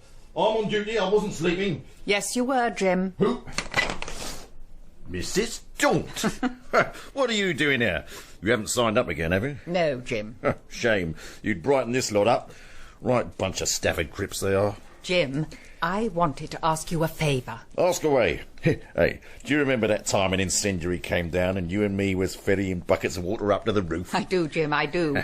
And right now there's another emergency. I need to have a look at some files. Files? Yes. This time I might be able to prevent a war. At least a localised one. I don't know, Mrs. Daunt. I couldn't exactly hand you any keys. But they're all hanging on the board behind me. And it's that warm. I can't help dozing off, can I?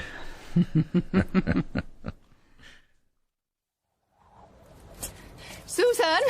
Oh, Susan! Josephine, there you are. Have you been back long? No, just arrived. Well, here's the rushing mighty wind you were asking for. Prelude to the storm by the looks of things.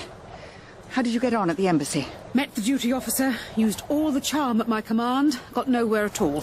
Shame. Decided on plan B, sent a telegram to Glasgow myself. Reno divorce, perfectly legal. Signed it with the ambassador's name. Good God, that's probably a capital offence in America. Well, I'll wait a few years before making the trip.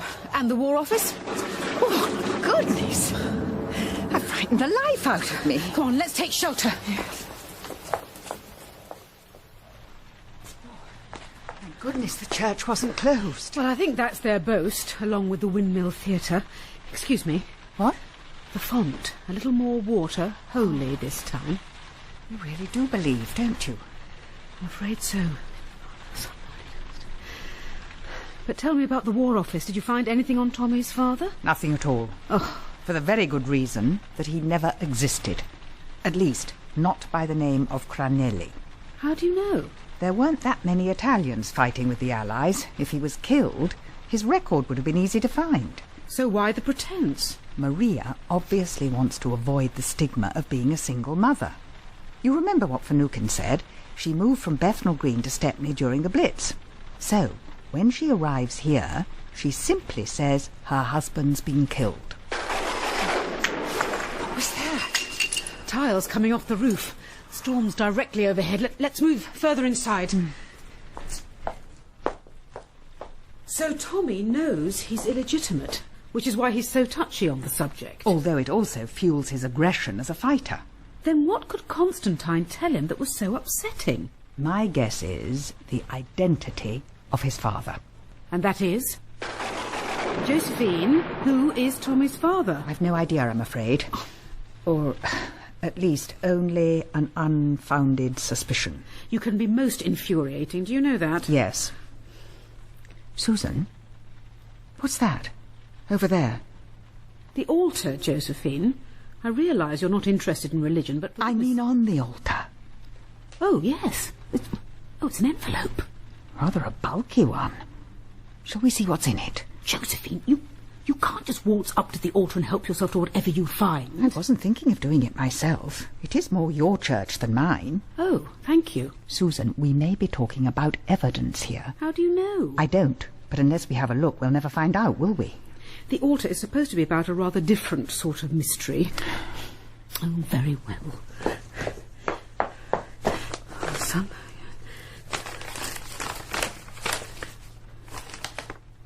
Well? It's money. Rather a great deal of it. Oh, good God! What was that? I think the spire's been hit by lightning. Oh, you're right. The smoke. Look, the timber's on fire. Let's get out of here. Mrs. Daunt! Miss Dervish! What are you doing here? Taking shelter, Father, in theory. Come on, we must leave at once. Where is it? Where's it gone? Is this what you're looking for? There must be £200 in here. I'll explain. Then I suggest you do it later. That was close. Closer than you think. The beams block the door. There's a side entrance. Where? I can't see. It's thick with smoke. Here, I'll get you out. Tommy! There's fire at the back as well. We'll just have to shift that beam. Tommy, between us. No, on me own. That's it. Nearly there, Tommy. A little more and the door will open. There we are. Out you go, ladies. Tommy, you two. Come on, let it go.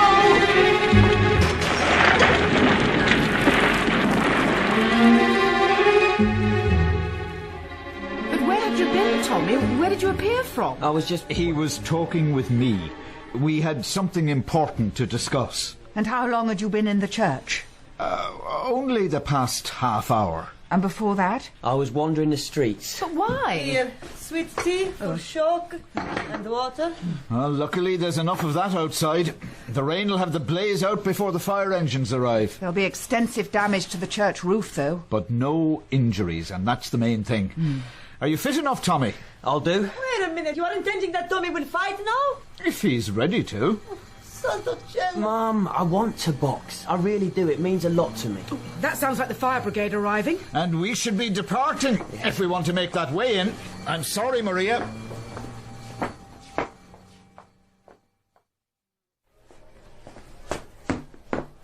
Luke Williams, £159.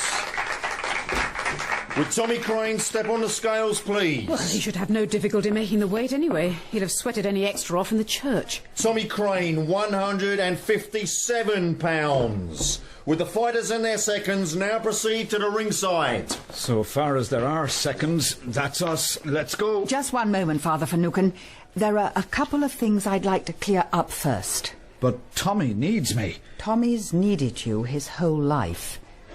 But you haven't been there, have you? What do you mean by that? Yes, what do you mean by that? Are we off? I'll be with you directly, Tommy. You go ahead. Don't take too long. Right behind you. I'll see you at the ringside. Now make this quick, Mrs. Daunt, whatever you're going to say. Very well. It was staring me in the face all along. You and Maria both living in Bethnal Green 20 years ago. Yes, that's right. But, Josephine, you don't mean... Actually, I do. Father Finucane, you and Maria are Tommy's parents. Yes, we are. It was before I took holy orders. We were in love. So much in love that we gave way to passion. I doubted my calling. In the end, it was Maria herself who convinced me to enter the priesthood. It was heart-wrenching. And would have been more so had you known she was pregnant. Oh, she kept it from me until after Tommy was born. When I found out, of course, I offered to leave the church, but she wouldn't have me. Said the poor needed me more than she did. She's a proud woman, that's clear enough. I was transferred away from Bethnal Green, and we didn't meet again until she arrived in Stepney. It was a shock, of course, but I knew straight away he was my son. Yet you didn't tell him. Oh, she wouldn't let me. But he was drawn to boxing, and I couldn't refuse to help him now, could I? Thus incurring Maria's undying wrath. And somehow Constantine wormed the secret out of her and told him last night, just when you were desperate for Tommy not to find out. That's it. But we've talked it over in the church this afternoon, and he's accepted everything. He's going to win this fight for Maria, for me, for himself. We must go. We must be by his side.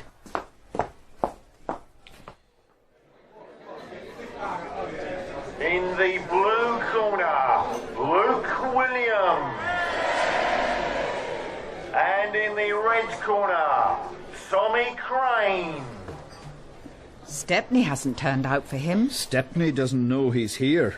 Apart from us, Maria's the only other person who knows he turned up, and will she tell anyone? Ladies and gentlemen. Constantine? How come he gets to make a speech? Anything to increase his importance. And in particular, guests, are members of the British Olympic Selection Committee. Here, welcome.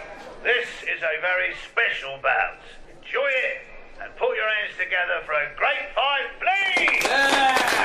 He seems happy enough, despite the fact that Tommy's made the bout. I'd say he's got a sizable bet on Luke Williams. Really? Which brings us to your gambling habits, Father. What's this? I'd say it was Stepney arriving. It is. It's Maria, and she's brought the whole bloomin' lot along. And she seems to have succumbed to the Olympic spirit. Oh, sorry, Mike. Cut that a bit fine. Had no idea Tommy was back. Don't worry, Maury. You're in time, and that's the main thing. Seconds out, please. And round one.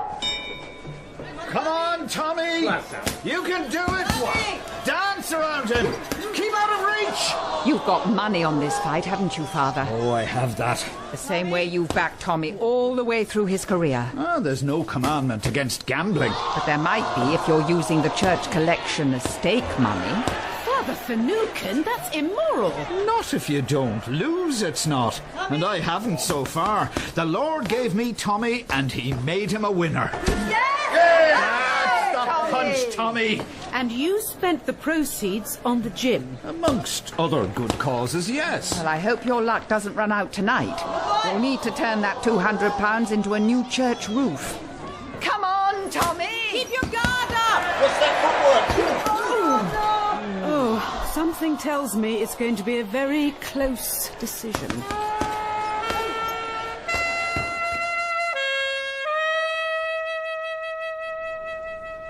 Ladies and gentlemen, the judge's decision.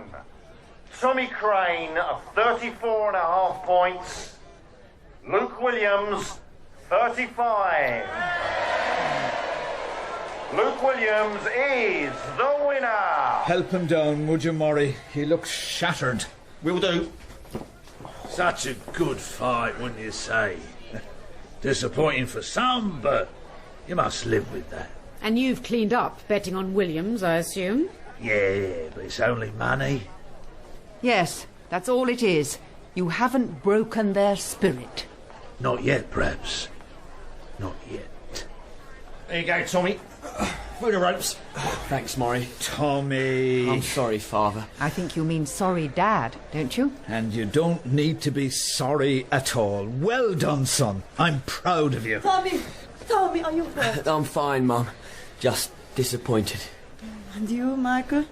Oh, long time since you called me that, Maria. What do you intend to do? Well, with your blessing, I thought I might have a word with the bishop about recognising Tommy as my son. Yes, perhaps you should. Perhaps you should. Come on, Tommy. Let's get you cleaned up. I'll do it. He's my son. That is our son. Well, that looks promising as relationships go. And you might need her on your side when you come to explain to the rest of the community, not to mention the bishop, how you lost £200 worth of their money.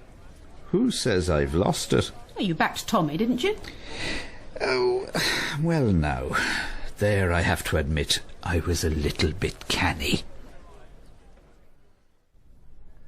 And in boxing, the final place in the British Olympic team has been taken by the winner of Sunday's middleweight contest, Luke Williams.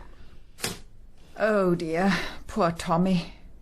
Still, I suppose to find a father in exchange for an Olympic place isn't a bad deal. Particularly when he's not British.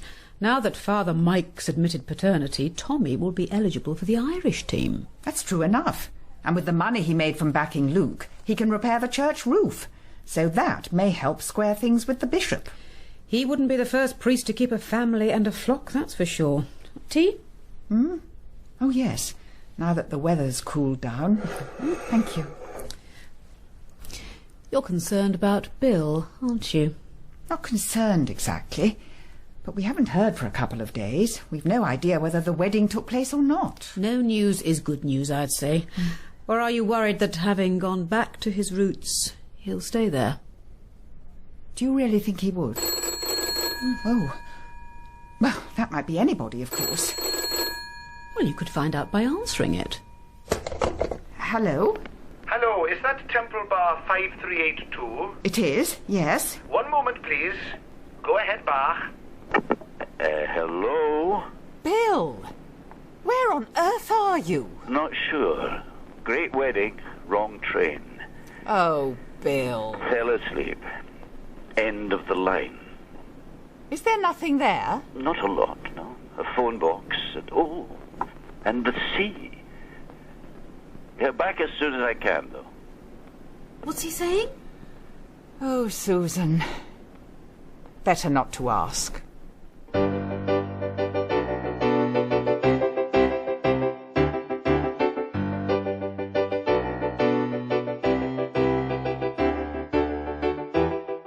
That was episode 4 of Daunt and Dervish by Guy Meredith. Josephine Daunt was played by Anna Massey and Susan Dervish by Imelda Staunton. Mackie was played by Bill Patterson, Father Finucane by Dermot Crowley, Tommy by Carl Prekop, Maria by Liza Sadovy, Maury by Andrew Harrison, and Constantine by Stephen Critchlow. The director was Cherry Cookson.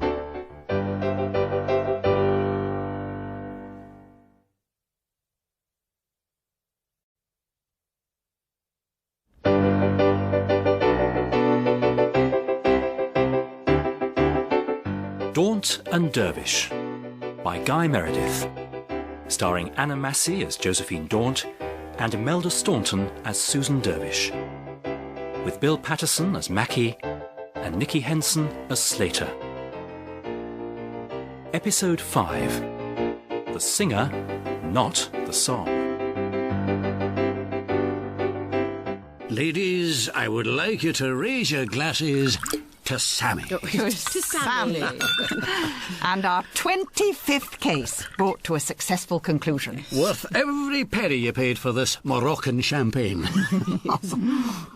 Or perhaps not. Well, I suppose Morocco isn't exactly known for its production of fizz. Oh, well, still, perhaps it's appropriate. Poor old Sammy may have lost some of his sparkle as well. On the bright side, he's at home once more in Wandsworth. But only because we prized him off the bars of the Monkey House at London Zoo. Stroke of genius on your part, though, Bill. Modesty forbids. Yes, the hunch that the first imperative of an escaped male baboon would be to seek female company. It is rather sad, though. Sammy might have spotted his perfect mate inside that cage, and we yanked him away. Aye, but to be with her, he would have had to sacrifice his liberty. Now, there's the eternal conundrum. How do you mean? Well, inside the cage or out. That was his choice. I see. A very masculine point of view. What's in the post, Bill? Anything of interest? What? Oh, yes, I should say so. Electricity, gas, water. Oh, still, there's a couple of envelopes there which don't look as though they're asking for money. Josephine, one each? Very well. Right, well, I'll put the kettle on, get rid of the unpleasantness of the champagne. Well, this appears promising. An invitation to the new Blue Note Club in Oxford Street. And what's that? The home of jazz, according to the card, and a handwritten note from one Ellen McQuaid. Dear Mrs. Daunt and Dervish, could you come along this evening? I have a job for you. Oh, that sounds like an interesting proposition. And what about you, Josephine? I have a proposition too, though whether it's interesting or not is another matter. Well, let's see. The Countrywide Investigations Bureau. Countrywide, they're a big outfit. Yes, and intending to become even bigger, apparently. Daunt and Dervish, we are writing to you to inquire whether you would consider putting your company up for sale. After you've gone, after you've gone away.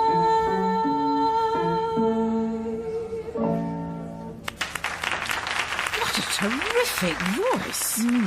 Oh, yes. Ladies and gentlemen, the beautiful, the delightful Miss Ellen McQuaid will be back later with a second set. In the meantime, here to entertain you is the new Blue Note Club's resident trio, Hayes. Oh, she deserves a bigger public than this, wouldn't you say? For the home of jazz, it is rather cramped. You're worried about that letter, aren't you? The one from Countrywide. No, not particularly. We simply write back saying we're not interested. Then it's Bill. No, it's not Bill. It's me. You? What about you? I'm not sure. That's the thing. Why did I jump at him over his comment about male primates having to choose between commitment and liberty? I don't know. Why did you? Oh, it made me sound like an 18-year-old. After all, we've had dinner a couple of times and it's all been very pleasant. But culminating in a firm handshake at the front door. And what's wrong with that? Don't ask me. It's your subconscious that seems to have the strongest opinion on the matter.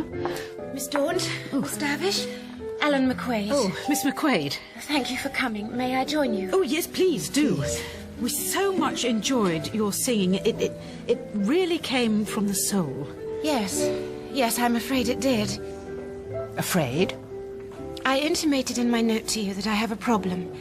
It's to do with my husband. Ah. Yes, I'm sure it's a story you've heard before, and I've sung about it 1,000 times. But when it happens to you, it's always fresh. You're worried he's being unfaithful to you? I'm here at the club every night, and he's at home. But not on his own? No, I don't think so. Oh, dear. And you'd like us either to refute or confirm your suspicions. Is that right? Yes, that's it. Miss McQuaid, I understand how upsetting this must be. All I can promise is that either way we'll bring the investigation to a swift conclusion. It's easy to say that, but you don't yet know who my husband is. Wallace McQuaid, newspaper owner, proprietor of the Daily Globe. Rabble-rousing rag, it omits to say. Not the sort of thing you find in a press yearbook. The Globe's circulation is 6 million. Shh. Oh, sorry. Sorry. If we were working for Countrywide, we'd have our own reference library. Don't even think about it. How old do you think McQuaid looks in the picture? Oh, 55 if he's a day. And Ellen? Late 20s, I'd say. And I can see why he'd resist a divorce. Yes, although if he is seeing other women, presumably they're as young as she is. What he's more likely to object to is being dragged through the courts, given that the Globe takes a high moral stance on everything. Hence the need for firm evidence, which involves us squatting outside his house on an autumn evening from 8:30 till midnight. Yes, but that's not the only thing that worries me. Did you really feel that Ellen McQuaid was genuine? Genuine? Yes, why not? She burst into tears last night, didn't she? I know, but conveying emotion is what she does professionally. It's not that difficult to fake sentiments, is it? Shh. Oh, we'd better go. But somehow I think there's more to her request than meets the eye. Freud would have a field day with you, Josephine. What's that supposed to mean? The way you got irritable over faked sentiments. It's a classic case of displacement. Well, there's nothing I can do about it, is there? By definition, the subconscious is a free agent. Oh, there's the house. Oh, yes. Just as well Ellen gave us the key to the outer gate. We'd never have got over that security wall. So, what now? Settle down and wait, I suppose. It's an enormous house, even for Kensington. 18th century, wouldn't you say? I'm happy to abide by your judgment. Well, there's someone in at any rate. A couple of lighted windows on the first floor with drawn curtains. Do you think his lover is already there? If she is, she'll have to come out sometime before Ellen returns. Then let's hope it's sooner rather than later. Anyway, while we're waiting, enlighten me as to what you find so fishy about Ellen McQuaid. To be honest, I suspect she's a fortune hunter. Really? How do you make that out? Well, how much money do you think she earns singing in a basement jazz club? Not much, presumably. And what could she make from a legal separation from McQuaid? Yes, but to marry a millionaire, wait for him to tire of you and then pounce? It's rather a long-term plan, isn't it? But one with considerable rewards. Besides, there are some men who tire of women rather fast. I take it that's not another involuntary reference to Bill? No, it's not. At least, I don't think so. What was that? Sounded like a window opening. Not one of the front ones, though. There! To the side of the house, a man just jumped from the first floor. Yes, and look at the state of him. So dishevelled. Emaciated, almost. Pale skin, wide eyes. He looks like some sort of nocturnal creature. Quiet. Let's see what he does. Ow! What? Oh, I don't know, stag beetle or something. Who's there? Nobody. What do you want? What are you doing here? Getting bitten, amongst other things. What about you? Leave me alone. Let me go. We don't mean you any harm, but I think we have a right to ask. Stay away. Oh, My God, look at him go! He really is like some strange, terrified animal. And one that's used to being hunted, I'd say. He may be skeletal, but he's up that wall as if it were a ladder. Go! Well, he's good at taking his own advice. Most extraordinary. Almost an apparition. And reminiscent of Sammy the lovesick baboon in some ways. Except that he was definitely a human being. But what's his connection with this house? Well, one thing's for sure, he's not McQuaid's lover. That's rather an old-fashioned assumption. If an ageing press baron's tastes can run to young women, I don't see why they shouldn't include... What, sadomasochism? That's not love-making. I think we'd better investigate.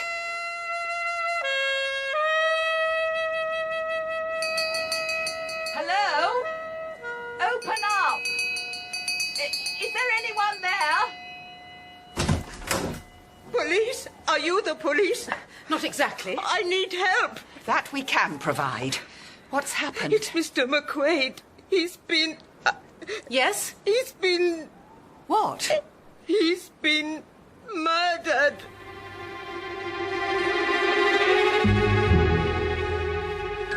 And then? Naturally, we went straight into the house. We followed her upstairs. Martha the maid. Yes, Martha the maid, the woman who'd answered the door. We followed her upstairs and into what I suppose was McQuaid's study. And there he was, in the chair, dead. After which? We telephoned you here at Kensington Police Station. Like a pair of model citizens. So the question of what you were doing inside the grounds in the first place, and this shade of the night you claim to have spotted but can't describe... We have described him. ...in the most unlikely fashion. None of this is either here or there, is it? Inspector Bartholomew, I have tried to explain that we were on a case and that clients' details are confidential. The standard private detective's excuse. Come in. Yes? Doctor's report, sir. Thank you, Sergeant. Time of death. Around 8 o'clock. Cause of death, bullet to the brain. Probably from a high-caliber Browning fired from a distance of a few feet. Entry central forehead. Exit lower occipital bone. Does either of you own a gun? Inspector, are you accusing us of this crime? Mrs. Daunt, can I point out the difference between the Metropolitan Police and your agency? In the first place, I don't have a client unless it be the general public. And in the second, you are obliged to answer my questions. Now, does either of you own a gun?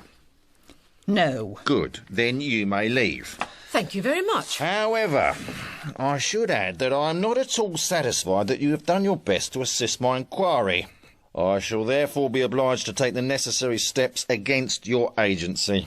What do you mean? I shall apply to suspend your investigation licence until further notice.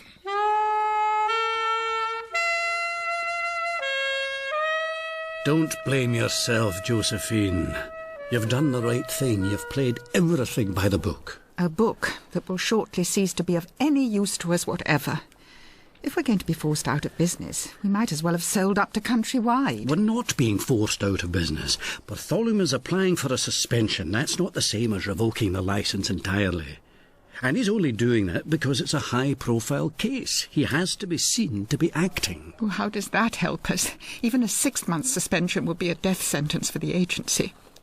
If we went out of business for half a year, we'd be out of business for good. Oh, Bill, we started with such high hopes, didn't we? And now... Oh, Josephine. Josephine, come here. Oh, sorry. No, it's all right. I understand. It's ridiculous to become so emotional, but I've enjoyed working together so much. I know. And so have I.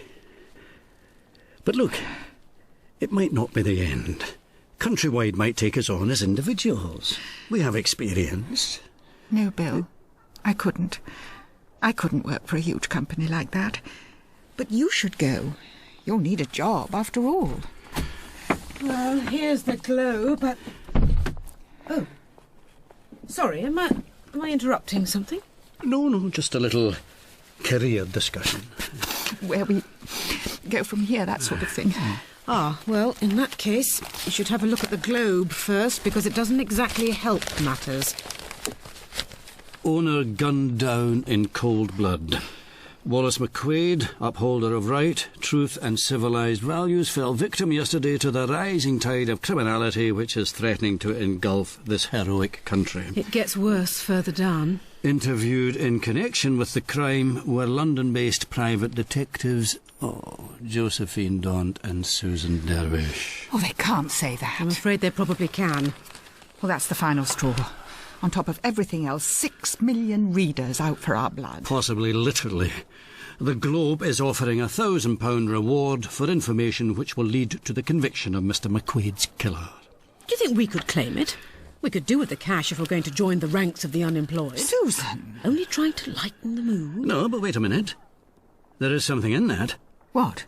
Accepting the Globe's money? No, but if we could turn the opinion of its readership to our advantage... No, you're losing me, Bill. Well, on the one hand, the police apply to suspend our licence, and if, on the other hand, we are publicly seen to be quicker and cleverer than the police, they'd be forced to give us it back, wouldn't they? By publicly, you mean using the pages of the Globe? 6 million readers cannot be ignored.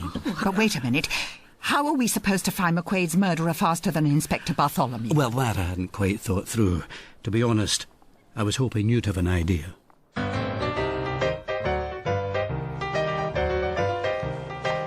So, let's go through the suspects once again. Everyone who could have been in the vicinity of McQuaid's house. Well, there was us, but I'm assuming we didn't do it. We arrived at 8:15. He was killed around 8, according to the doctor's report. Oh, phew. Then we're in the clear. Then there was the maid. She was in the house at the time. But a bit doddery to be hauling round a Browning automatic, wouldn't you say? Even if McQuaid owed her a few months' back pay. So we rule her out. But rule in a silencer on the gun, given that the maid didn't hear the shot. Yes. So, that leaves... the intruder in the garden, who has to be suspect number 1, given that we actually saw him jumping from a first-floor window. Yes. But he didn't exactly look like a killer, though, did he? Susan, if killers looked like killers, crime prevention would be considerably easier. All right, then. Motive? Josephine, what are you doing? The new Blue Note Club's a few doors further down. I know, but the Paris Autumn Collection's out. Have you seen this shop window? Curved shoulders, longer skirt. The new look. Oh, sorry. You were saying? Yes, I was asking what our phantom visitor's motive might have been. If we knew who he was, we'd have a better guess. But we should remember that he's not the only suspect. Really? Well, who else then? Ellen herself. There was no sign of a forced entry to the house, after all. She might have killed McQuaid before we got there. Which would be quicker than a divorce, and certainly save on legal fees. But could you imagine Ellen with a gun in her hand? If I didn't know better, I couldn't imagine you with one. Oh, good point. Though, let's hope those days are over. It just seems strange that she hasn't been in touch with us since the death. She's not at the house, and if she isn't here at the club either, we have no way of contacting her. Then let's keep our fingers crossed.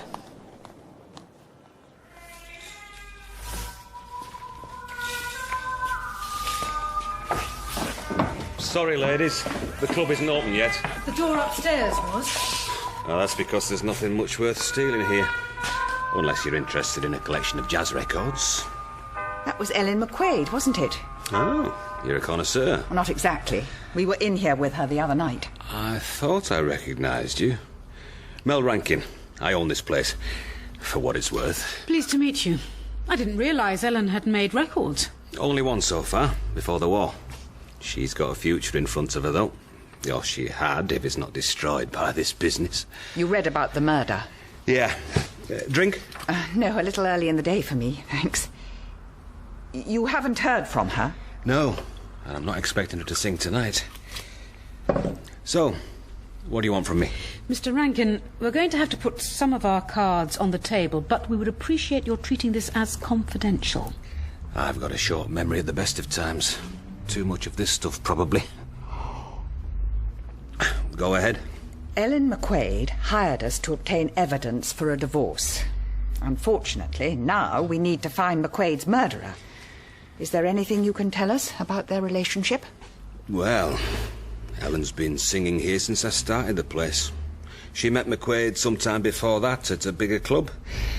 He always had an eye for the showgirls, and they got married. Did she regret it?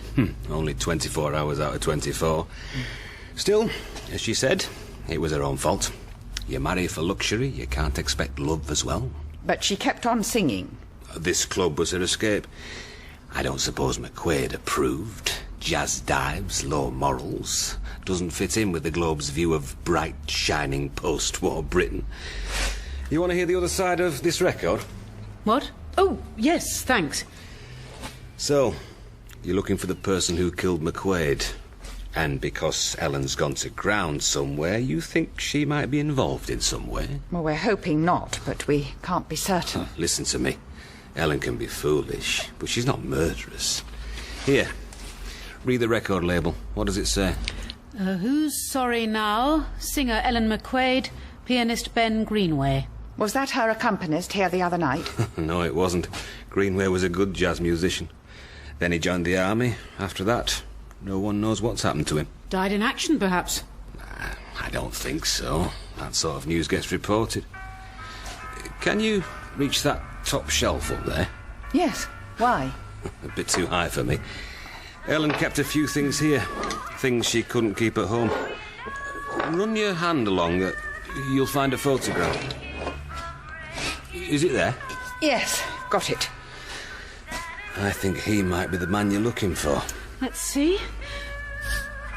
Good Lord. You know him? We've seen him. Very recently. And you're right. He's not dead. To Ellen, nothing will keep us apart, all my love, Ben. That's the message on the back of the photograph. And he's the same man we saw outside McQuaid's house, that's for certain. Though in considerably worse condition. Surname Greenway. Any other pointers you can give me? Well, yes, in the photograph, he's in uniform. Definitely a lieutenant. But it's difficult to make out the regiment from the shoulder flashes. I'd say either the Horse Guards or the Life Guards. And you think he's McQuaid's killer? Well, if he's in love with Ellen, it would give him a motive, wouldn't it? Oh, hold on, Bill. Susan's bringing some change from a shop. Here you are. 1, 2, threepence. Thanks. You know, someday they'll invent something useful for people like us, like a telephone you can carry around with you. Oh, don't be silly. Why would anyone want such a thing? Hello? Bill? I'm here. I think that's all I can give you on Greenway. Apart from the fact that when we saw him in the flesh, such as there is, he's about 6 foot tall. Leave it with me, and I'll see what I can find out. In the meantime, I've set up a meeting for you at the Globe. The editor's very keen to see what light you can throw on his proprietor's death. Excellent, Bill. Excellent. Ah, Miss Daunt, Miss Dervish, Daniel Slater. Welcome to the Globe, home of civilised values. Oi, you lot, let's chat more coffee. Very good of you to come along.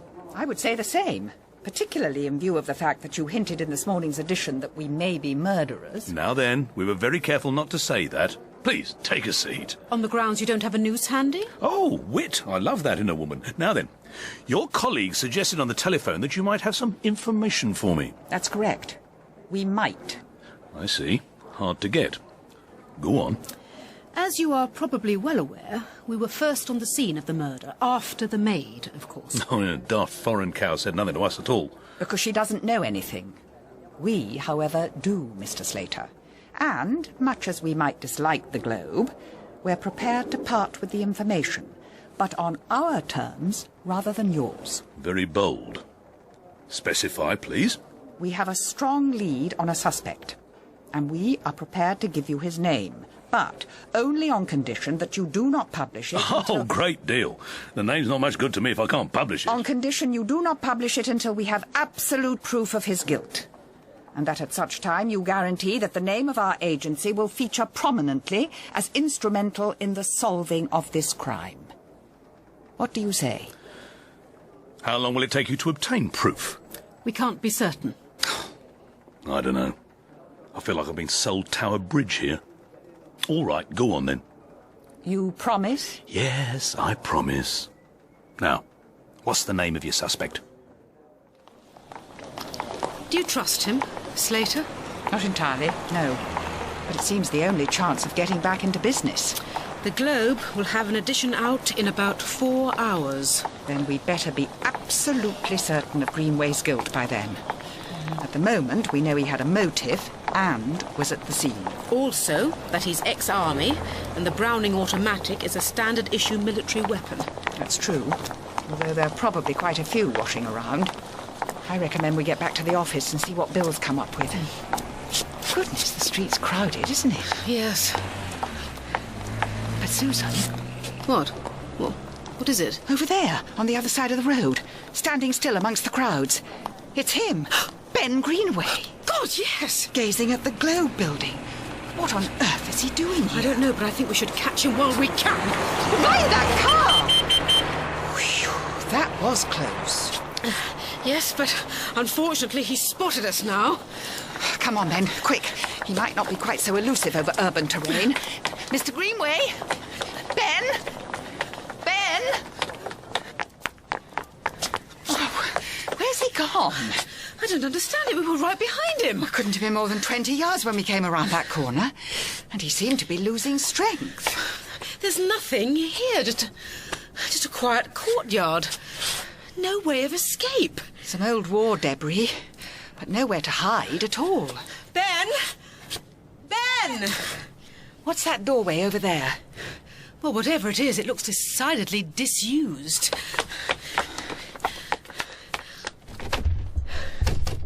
Locked. There's some very old lettering on it. Can you make out what it says? Well, it's difficult to see in this half-light. But London Transport. No admittance. Well, that's not much help. Ben! He's disappeared into thin air yet again. This suspension will take place immediately and last until such time as it is considered that the agency in question has proved itself fit to recommence business. The company's licence must now be handed over to the appropriate officer. That would be my sergeant. Sergeant. Thank you, miss. Should it be found that the agency is undertaking work without a licence, it will be deemed to be in breach of the law and liable to prosecution. Is that clear? As daylight, Inspector. Then I trust it will be a lesson for you to cooperate with the police. Sergeant? Sir? Just one thing, Inspector. Is amateur sleuthing covered by this prohibition? And what exactly do you mean by amateur sleuthing? The sort of thing you're doing. Don't push me, Jock. Don't push me. Well, no more nor less than we expected. Right, let's get down to work, shall we? First off, Lieutenant Ben Greenway of the Horse Guards. You traced him? I did, although he's no longer a lieutenant. Was he promoted since the photograph was taken? Unfortunately not, quite the reverse. Demoted? Cashiered. Mr. Ben Greenway is a deserter. What? Joined up December 1939, fought with distinction in France, award for bravery June 1943, went absent without leave March 1945. Deserter, my God. And only shortly before the war ended. But why? Nobody's been able to ask him that.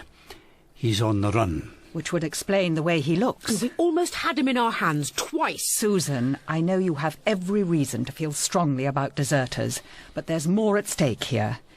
It sounds like a question of love versus duty. Really? Well, some of us had to soldier on regardless of the love bit. I know, but Josephine's right. We mustn't let personal feelings get in our way. Oh, don't worry. They're not in the way at all.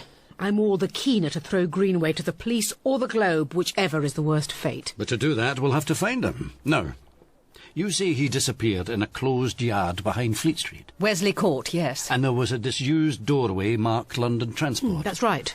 Interesting. Could you meet me there in a couple of hours? I suppose so. Why? There's something I'd like to check out first. All right. And in the meantime, perhaps we should call at the McQuaid house again and see if Ellen's turned up. Yes. She certainly ought to know where Greenway is, if she's willing to part with the information. You don't think that Ellen and Greenway plotted McQuaid's death together? On the contrary, I think she employed us to prevent Greenway killing him. though she couldn't admit that, of course. So McQuaid never had any mistresses? Well, he might have done, but that was just an excuse. Ellen knew Greenway intended to visit McQuaid that evening and wanted us around to prevent violence. Another resounding success. And what did Greenway want from McQuaid, do you think? Even if McQuaid agreed to release Ellen, Greenway could hardly run off with her. As a deserter, he'd be lucky to escape the death penalty. And he'll be even luckier now. Although... Although what? Something's been nagging away at me for a while. And that is? Well, let's hope we can gain access here, and I may be able to demonstrate. Is your fury at deserters subsiding? I did get a bit overheated, I admit. Then I remembered that Bill had lost a son in the war, and perhaps I shouldn't take it as if I were the only one fighting. He's a comfort in difficult times, Bill. Yes, he is. And when this is all over, you'll be able to pop the question. What question? Would you care to come in for a nightcap? Yes? Oh, Martha, do you remember us from the other evening? Mrs. Daunt and Dervish? Oh, it was terrible. It was so terrible. Yes, I know. Has Mrs. McQuaid returned? No, I don't know where she is. I see. That's a shame. Although, actually, Martha... Yes? Do you mind if we come in and visit Mr. McQuaid's study? That's a crime scene, Josephine. Bartholomew will have us in the jug. Only if he finds out. Come on.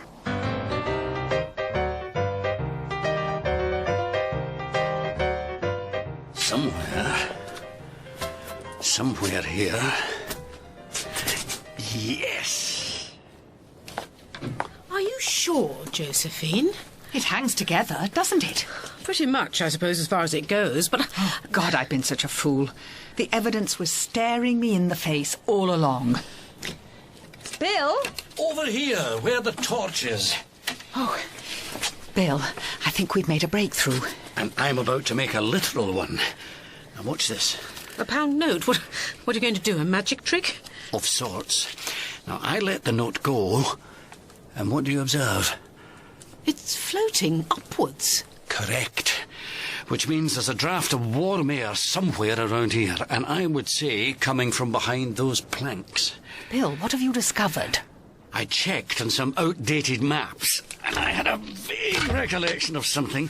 I wanted it confirmed. The old Fleet line ran this way. The Fleet line?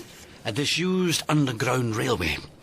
It was abandoned in the early 20s due to water seepage from the Fleet River. And there. What do you make of that? It's an entrance of some sort. There would have been a station here at one point, locked up for years, but a bomb has opened a hole through to the stairway. Yes, and there are steps going down. So this is where Ben Greenway disappeared to? I would say so. Shall we investigate further, ladies?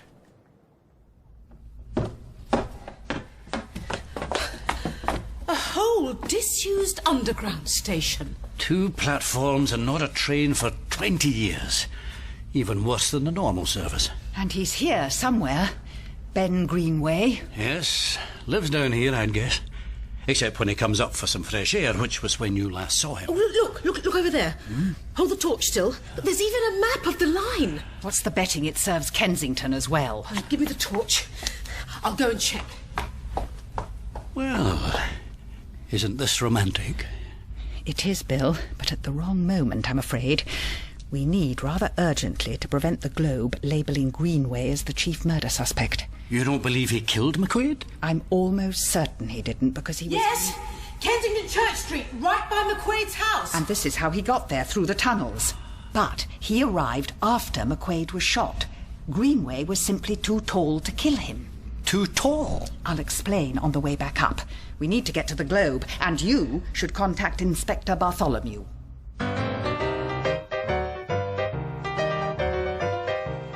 Rangoon, heroic British capture of. Rank, Joseph Arthur, wholesome films distributed by... But, Mrs. Daunt, I had the presses rolling on Greenway. In breach of our agreement. You said you'd print nothing until we gave you absolute proof. I know. I was lying. Go on, then. Give me a theory again. McQuaid was shot in his study chair. The bullet, we know from the police report, entered through the central forehead and came out via the lower occipital bone. I'm no scientist, Mrs. Daunt. Luckily, I am. It means that the trajectory was only very slightly angled. But Greenway is 6 feet tall. So McQuaid was shot by someone shorter? Considerably shorter. Mel Rankin. Mel Rankin? Right here in your very own story index, Mr. Slater. Globe shuts down Top Jazz Club, 5th of February 1939. The Blue Note Club was raided by police last night after a drink and drugs tip-off from this newspaper. Furious club owner Mel Rankin said... And this Rankin is on the small side, is he? Too short to reach the photograph of Ben Greenway, which put us onto Greenway's trail. Plus, Rankin was close to Ellen. He would have had any number of opportunities to copy the keys to her house. Damn. What's the problem? You've lost a false story and gained a true one. We don't use those sort of distinctions on the Globe. And the murderous deserter would have gone down a bundle with our readers. Oh, excuse me. Yes, newsroom. Oh, right. It's for you. Thank you. Josephine Daunt? Ah, hello, Bill. You would have used this story to launch a witch hunt on deserters in general, wouldn't you? Of course I would. It's the sort of thing the Globe does best. I see. Yes, you're right. That's unsettling. Josephine, what? What is it? OK, Bill. Thanks for letting me know. We'll handle it from this end. What's happened? It seems that Inspector Bartholomew wasn't quite as plodding as we thought. He came to the same conclusion as we did. And arrested Rankin? Tried to, but Rankin slipped out of the club ahead of them. He's on the run. And somehow, you know, I think I can guess where. The underground? Ellen would have told him about it. Right. I'll get a torch. Mr. Slater, where are you going? Where do you think? But you can't simply do this by yourself. Globe editor traps owner's killer. The perfect story. Globe editor plus Mrs. Daunt and Miss Dervish. Yes, but we can't fit all that in a headline, can we? Mr. Slater. Oh, all right. You'll be mentioned in the first paragraph. Besides which, we've yet to find Rankin. He could be anywhere in these tunnels if he's here at all. No. Actually, I think we could pinpoint him. How? The Fleet line runs across town. That's why it was so useful to Greenway. He could keep an eye on Ellen at the house or the Globe building if necessary. But most importantly, he could also surface somewhere near the Blue Note Club. And meet Ellen after she'd finished singing. Yes, so if Rankin's here, he would have come down in the same place. And we can't be far off it. I should have brought a photographer along, shouldn't I? Oh, what's that? A rat, Mr. Slater. Your photographer could have snapped it for the nature column. You know, thinking about Greenway and Ellen, it's quite a love story, isn't it? Yes, it is. They play and sing together. Ellen makes a foolish marriage. He goes off to serve in the army, but can't get her out of his head. He sees her on leave, perhaps, and realises how unhappy she is. Yes. Then, when the war's nearly over, he can't wait any longer. Which was probably wise. McQuaid could be a right unpleasant bastard. You promoted his views. Because they sold. Still, now he's gone, I suppose that might change. Oh, don't tell me that's another rat, because if it is, it's the size of a rhino. No, it's a train. There must be an active line nearby. That's correct. Just beyond the end of this tunnel. Who's that? Shine the torch away, please. We're not used to so much light down here. Ben Greenway. And who is we, exactly? Mrs. Daunt, Miss Dervish. Oh, Ellen. I might have known you'd be together. And we won't be separated again, no matter what happens. This is shaping up into a 6-page spread. But you can't live down here forever. That's true. And that's why I went to see McQuaid. I wanted the Globe to run a campaign to rehabilitate deserters. Oh, fat chance of that. There must be thousands of you up and down the country. There are. Non-people living in non-places. But I would have promised to give up Ellen in return. I didn't want him to make that deal.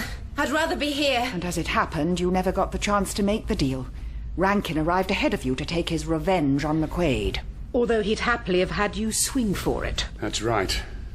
But what do you say, Mr. Slater? Huh? The Globe carries a lot of influence with the man in the street.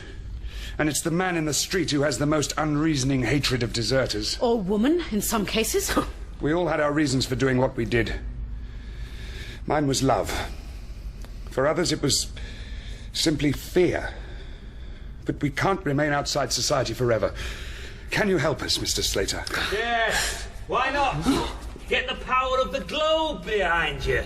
Look what it did for me. Rankin! Closed me down. Biggest venue I'd ever run. Drink and drugs. What jazz club doesn't have drink and drugs? Shine the torch. Yes. Here I am. Can you see me now? I killed McQuaid. But why stop there?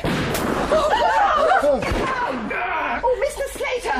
Mr. Slater, are you all right? No, I'm bloody not all right. I'm bloody wounded. Go on my shoulder. Come and get me if you want me. I'll stop him. No, Ben! You're not armed. Yes, I am. It keeps the rats away. Seems somewhat appropriate. No, the last thing you need is a fresh reason for the police to pick you up. Give that to me. No! Give me the gun! Susan, be careful. I'll try to be. Turn the light off. Oh, you're coming for me? Is that it? Come on, then. I've got nothing to lose. Keep talking, Rankin. Why should I want to go up to the surface again? What's up there? England. A country that's won a war and thinks it's the bee's knees. But you want to know the truth? Tell me, Rankin. It's full of crap. It's full of hypocrisy. People like McQuaid. Papers like the Globe. Readers who want to be told who to hate. Was that worth fighting for? Was it? Ask yourself, wherever you are. Rankin, I'm right here. And I've got you in my sights. Drop your gun. Why should I? Susan! Susan, take care! Your friends are worried about you. But they should be more worried about you, Rankin. 1 bullet for McQuaid and 5 since. Unless you've reloaded, you're out of ammunition. Give up, Rankin. Surrender. Never. No! Rankin! Look out!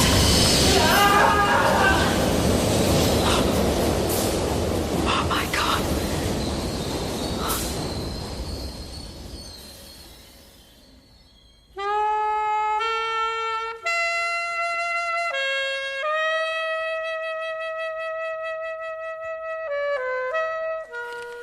The Globe proposes an amnesty for deserters. That should shake up their readership. I think that bullet in the shoulder probably did Slater some good. Well, he certainly gave us the front page spread you asked for after bringing the investigation to a conclusion. Yes, however gruesomely. Yes, you poor thing. Still, it won us our licence back. To celebrate which, I have a little treat. Bill, real champagne. Where on earth did you find that? Ask no questions. Oh, oh, doesn't that look wonderful? There's only one thing that worries me. What's that? That in some ways Rankin was right. How do you mean? We fought a war, and it was worth winning. But there's still plenty here that's rotten, that needs rooting out. And it will be our job to do it. So let's drink, ladies. To the agency and to justice. The agency and justice. Cheers. Oh, wonderful. Nothing Moroccan about that, eh? Certainly not. And let me then just refresh your glasses. No, not mine, thanks. Why ever not? You won't see this quality champagne again for a while. And that's why I think you two should have it. I walked in on you the other day at rather an intimate moment. I think it's time I walked out again. Oh, but Susan... No buts. Cheerio. I'll see you tomorrow.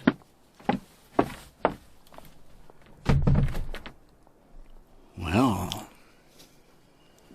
Well... I'm not sure what to say.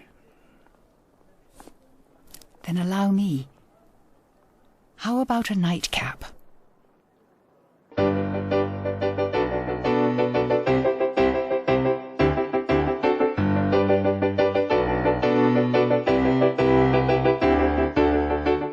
That was the 5th and final episode of Daunt and Dervish, written by Guy Meredith.